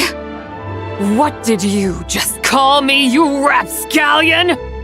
Oh no, her eyes are gonna turn red again. It's just, my granny smells really nice, and you smell nice too, so... Sorry. How about we call you Auntie instead? Auntie? Oh, all right. Big Sis Zubai, can you help us decide whether we should grow cucumbers or canolas in our field? You little rascals! Using priceless land like this just for cucumbers and canolas? What a waste of heaven's gifts! Huh? What should we plant instead? With the coming of spring, when all things awaken, the fields should be sown with the 5 grains. What are those? The 5 grains are life's staples, the heart of the people's table. I notice the people here mostly eat rice, so that is where you should begin. Based on the local climate and soil, seedlings planted in mid to late spring should produce mature grain within 2 or 3 months. When autumn comes, you can plant a second crop, with time still to harvest it before the first frost. The rice you harvest can be sold at market or kept in your stores. It's a far better choice than cucumbers or canolas. Oh, but Big Sister Zubai, I like canolas. That's no issue. It is unsuitable for continuous cropping in any case. You can rotate it with rice to maximize your yields. After the second rice harvest, around wintertime will be the perfect opportunity to sow their seeds. And when they mature in mid to late spring, you shall be just in time to sow the first rice crop of the year in turn. This way, your field will sustain balance, rice and canola in a harmonious cycle. Wow! That means we'll have crops to harvest all year round! Wait a minute! If rice and canola take up the whole year, what about my cucumbers? A firefly dares rival the brilliance of the moon? In what twisted universe should cucumbers vie for land with rice? Big Sis Zubai! You're going to hurt Lil Bee's feelings! Auntie hates cucumbers! Stop crying this instant! I meant that cucumbers are simple enough to grow. There's no need to devote a whole field to them. Just find an empty corner of your yard, scatter some cucumber seeds in the earth, and before you know it, you'll have a thriving patch of vines. Cucumbers delight in sunlight and moisture, but they suffer in cold weather. If you wish to plant them this early in the year, you should make sure they're protected from frost.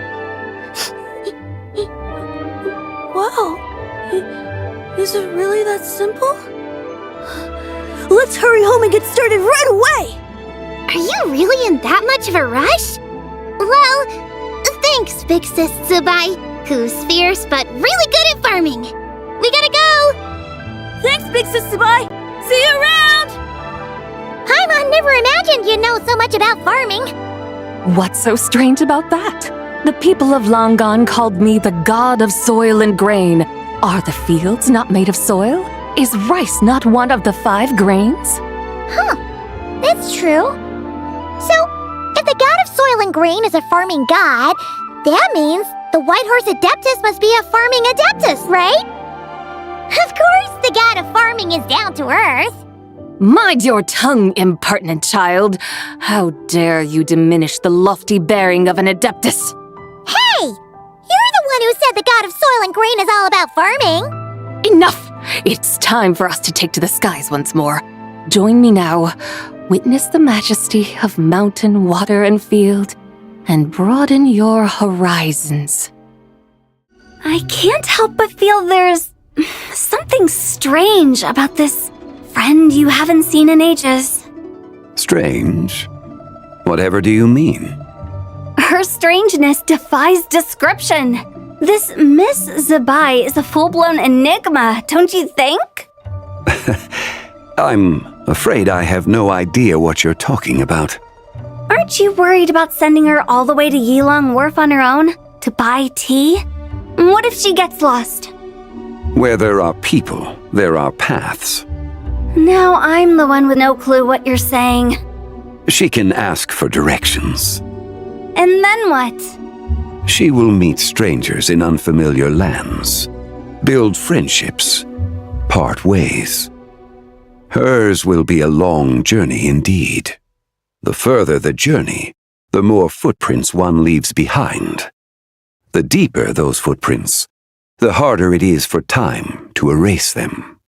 Ah, so you want her to make new friends. I see.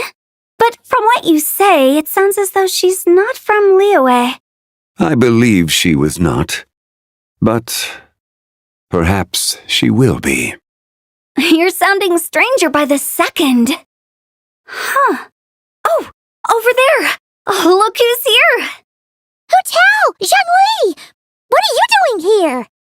Traveler, Paimon, fancy meeting in a place like this. Oh my, and Miss Zabai too.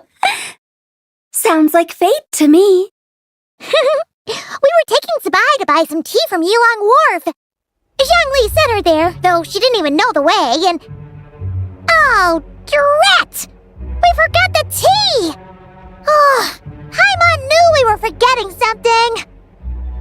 Why didn't you say so earlier then? What's done is done. There's no need to dwell on it. Fresh tea grows with each passing year. Let fate deliver it as it wills. Exactly. You can get tea wherever you go. You're hardly running low now, are you? Paimon feels a lot better now that you've said that. Still, I'm a little confused. If you were buying tea, how did you end up all the way out here? We're taking Zabai on a sightseeing tour. We started at Liyue Harbor, stopped in at Yilong Wharf, went sightseeing around Xiaoying Village, made our way to Qingce Village, and now we're here. Wow, that is quite the itinerary. Yeah, actually, Paimon thinks it's about time we headed back. I'm here to pay my respects to my ancestors. My dear consultant kindly agreed to join me. It is Lanternlit after all. Adepti and ancestors should be venerated alike. Ancestors? Wait, could you be? Are you heir to the Wuwang kid? Or perhaps the lone butterfly of the Crimson Flame? Whoa! Have you got all your memories back? Huh? Miss Zabai, you know about the Wangsheng funeral parlor and the 8 adepts? I happened to hear a storyteller expound on the sanctification of Tao Do. Lots of people know that story, sure, but very few can discern my family lineage from just a glance. Well, Zhongli, your friend here really is quite something. Unfortunately, there's no time to dally right now. We have a hill to climb.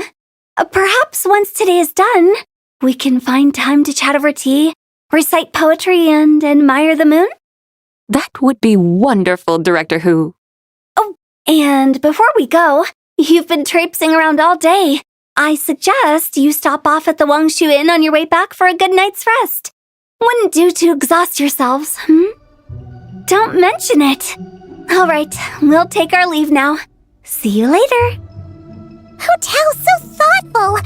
Why don't we follow her advice and stay at the Wangshu Inn tonight? Zabai, you can see the whole of Dihua Marsh from up there. The view's amazing. Plus, you can sample Smiley Yinshao's cooking. Wangshu, an intriguing name. It couldn't hurt to check it out. Awesome! Let's go! Is that towering structure Wangshu Inn? Sure is. We can take the lift up from over there. Always walking the path long trodden. Does retracing others' footsteps not tire you? Come on, get in. We'll fly to the top. Whew. This is the first time Paimon's ever flown up to Wangshu Inn on a chariot. Everything's so different when you're up high. Wangshu. Like moon lanterns and shell lanterns. Might it all be a coincidence?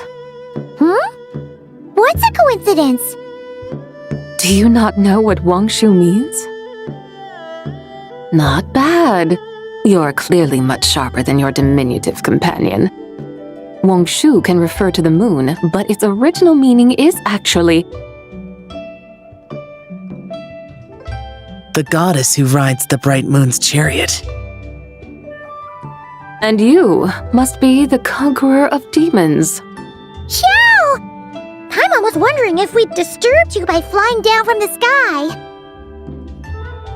Not at all. I sensed an unusual presence long before you arrived, though I didn't expect it to be you in a flying chariot. Ah, a witness at last. I was starting to think we should fly a bit lower. It would be awfully dull if no one ends up marveling at my lofty bearing. No need. This is already showy enough. I'm not one to do good from the shadows, as Rex Lapis is wont to do. Then you must be... Nay, I'm only cosplaying as the White Horse Adeptus, in truth. Cosplaying? What's that? Ugh, ignore her nonsense. She's a genuine article, the one and only completely authentic White Horse Adeptus. It's just... Xiao, did Zhongli say anything about her being a teensy bit... not quite right? Mental instability, perhaps? Did Zhongli tell you that? No, this is my own speculation. Well, you pretty much hit the nail on the head. It's like her brain's filled with a bunch of slimes right now, all gloopy and messy. There's a hot-tempered pyro slime, a math-obsessed hydro slime, and a mischievous little animo slime. But don't tell her Paimon said that, or she'll come and tell us all off. You white-haired rascal! Do you think I can't hear you? Uh-oh! We're in for it now! White Horse Adeptus. You must be weary from your journey. Why not take a rest? Oh, yes! You must be hungry, right, Zabai? How about we get some food? The chef here is incredible!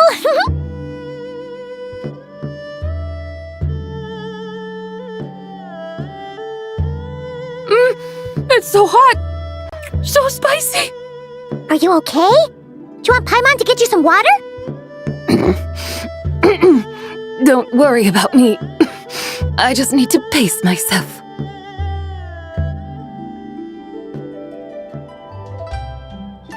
So, regarding your friend and her condition, does even the Lord of Geo have no solution? Zhongli said we should wait and she'll get better on her own. But who knows how long that's gonna take.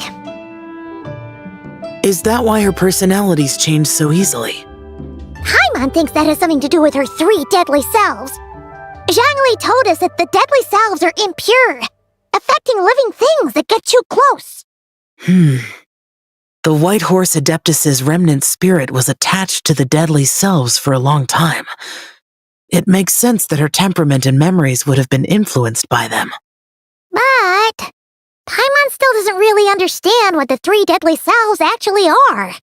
Paimon, as you do not practice self-cultivation, I cannot help you fully understand. But you can think of them simply as emotions and desires. The act of severing the 3 deadly selves is a means of exercising wicked desires and cultivating one's true self. I believe other nations have similar practices. In Sumeru, it is known as shattering Atmagraha. Oh, so it's about emotions, desires, and attachments, that sort of thing. It includes those. I wonder, does she still remember what happened in the past? Some of it, but right now, it's like she was suddenly awakened. Like she's still half dreaming. The half that's still dreaming might remember things, but the half that's awake doesn't quite get it. Conqueror of demons, are you looking to learn about Rex Lapis's past from me? You are an old friend of his, so please, call me by my name. But Conqueror of Demons sounds so much more imposing. In days of yore, he was the Lord of Geo, Heaven's Star. Huh? You said the same thing the day you came back. But what does it mean? I'm afraid I can't remember. Hey, did you really forget? Or are you just pretending so you don't have to tell? Why not ask Rex Lapis himself? Whether I've forgotten might be up for debate, but I am certain he remembers. He must have his reasons for not raising the past, and you likely have similar concerns. I shouldn't have asked. An answer that suits your style, General Elatis. Now that we're on the subject, though, I suddenly remembered something. Which is?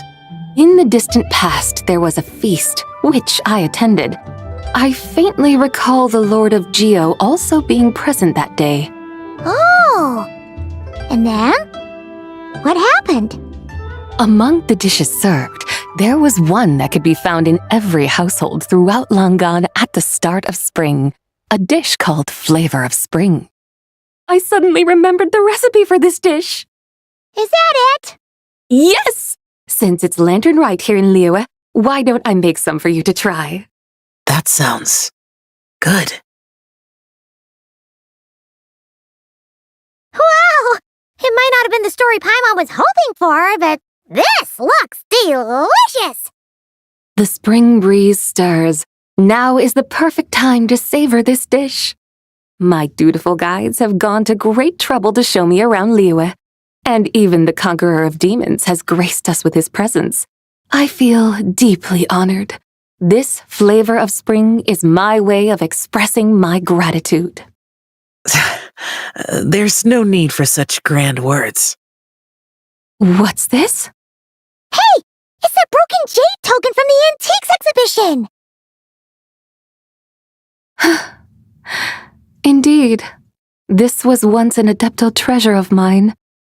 I'm amazed it ended up in your hands. Alas, it serves little purpose now in its fractured state. Please, keep it as a memento.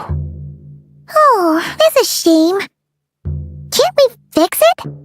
This is the way of the world. Once jade is broken, it can never be made whole. Then, what about forging a new one? That is a good point. That it has ended up in your hands must be a message from fate. I could try to craft it into a little trinket for you, one that might prove useful on your journey. Ooh, what sort of trinket? It's just a passing thought, one that will require the right opportunity. I'll think about it more when the time comes. Now that we've had our fill, we should get some rest. Tomorrow we return to Liyue Harbor, where I'll have need of your guidance once more.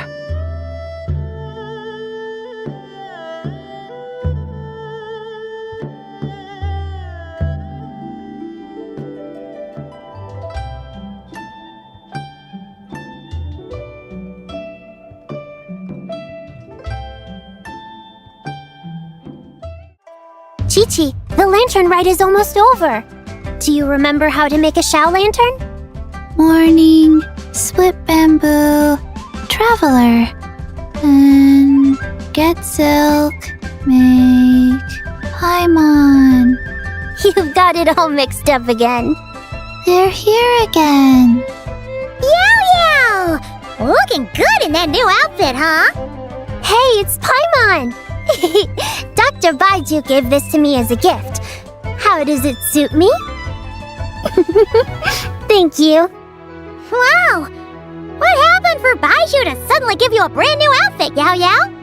Dr. Baiju is thanking Yao Yao for teaching me to make Shao lanterns. Chi-Chi and I were just playing together. Dr. Baiju's too kind. Oh, yeah, take a look at this. Dr. Baiju gave me these clothes, but it was Chi-Chi who wove this little basket. Wow, that's beautiful. When did you become so good with your hands, Chi-Chi? I learned to make Shao lanterns. Thanks to Yao Yao. I also made a wish. What do I always say? The White Horse Adeptus answers prayers. Come, help this old man make an offering in thanks. Huh? Mr. Liu? What did you pray for? For my idiot son to finally come to his senses and not change Baiju Guest House's name, which he has. Huh? He's keeping the old name? Listen to this. My granddaughter planted a tea seedling in our village just a few days ago. She made a prayer to the White Horse Adeptus to help it grow. Overnight, her seedling flourished into a mature tea tree. Oh, that sure does sound like a miracle. Could the White Horse Adeptus really have helped it grow? Of course she did. Oh, White Horse Adeptus, how blessed is our family over whom you keep watch. Truly, this is an extraordinary miracle. You must record it in your family history without delay. Of course. Huh? Is that you, Miss Zibai? Indeed. I have a long-term booking at your guest house. Yes, I recall. Mr. Zhongli said to charge your expenses to the Wangsheng funeral parlor, if I remember correctly. That Zhongli. Always making trouble for poor Hu Tao.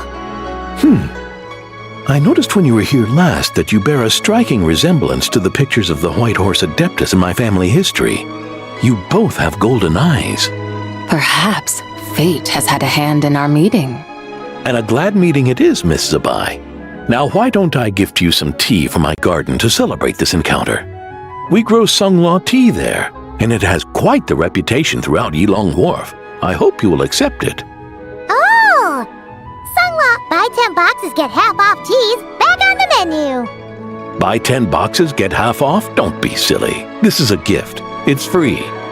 Woohoo! Nice! Thank you so much, Boss Liu. There's no need to thank me. You're a visitor from out of town, which makes you an honored guest. Make yourself at home. Lanternlit may have ended, but the streets are still bustling with activity. Make sure to take everything in, meet some new friends, and enjoy your time here. And that goes for you kids as well. Happy Lanternlit. Got it, Mr. Liu. Happy Lanternlit. Yeah! Happy Lanternlit, everyone! Happy Lanternlit indeed.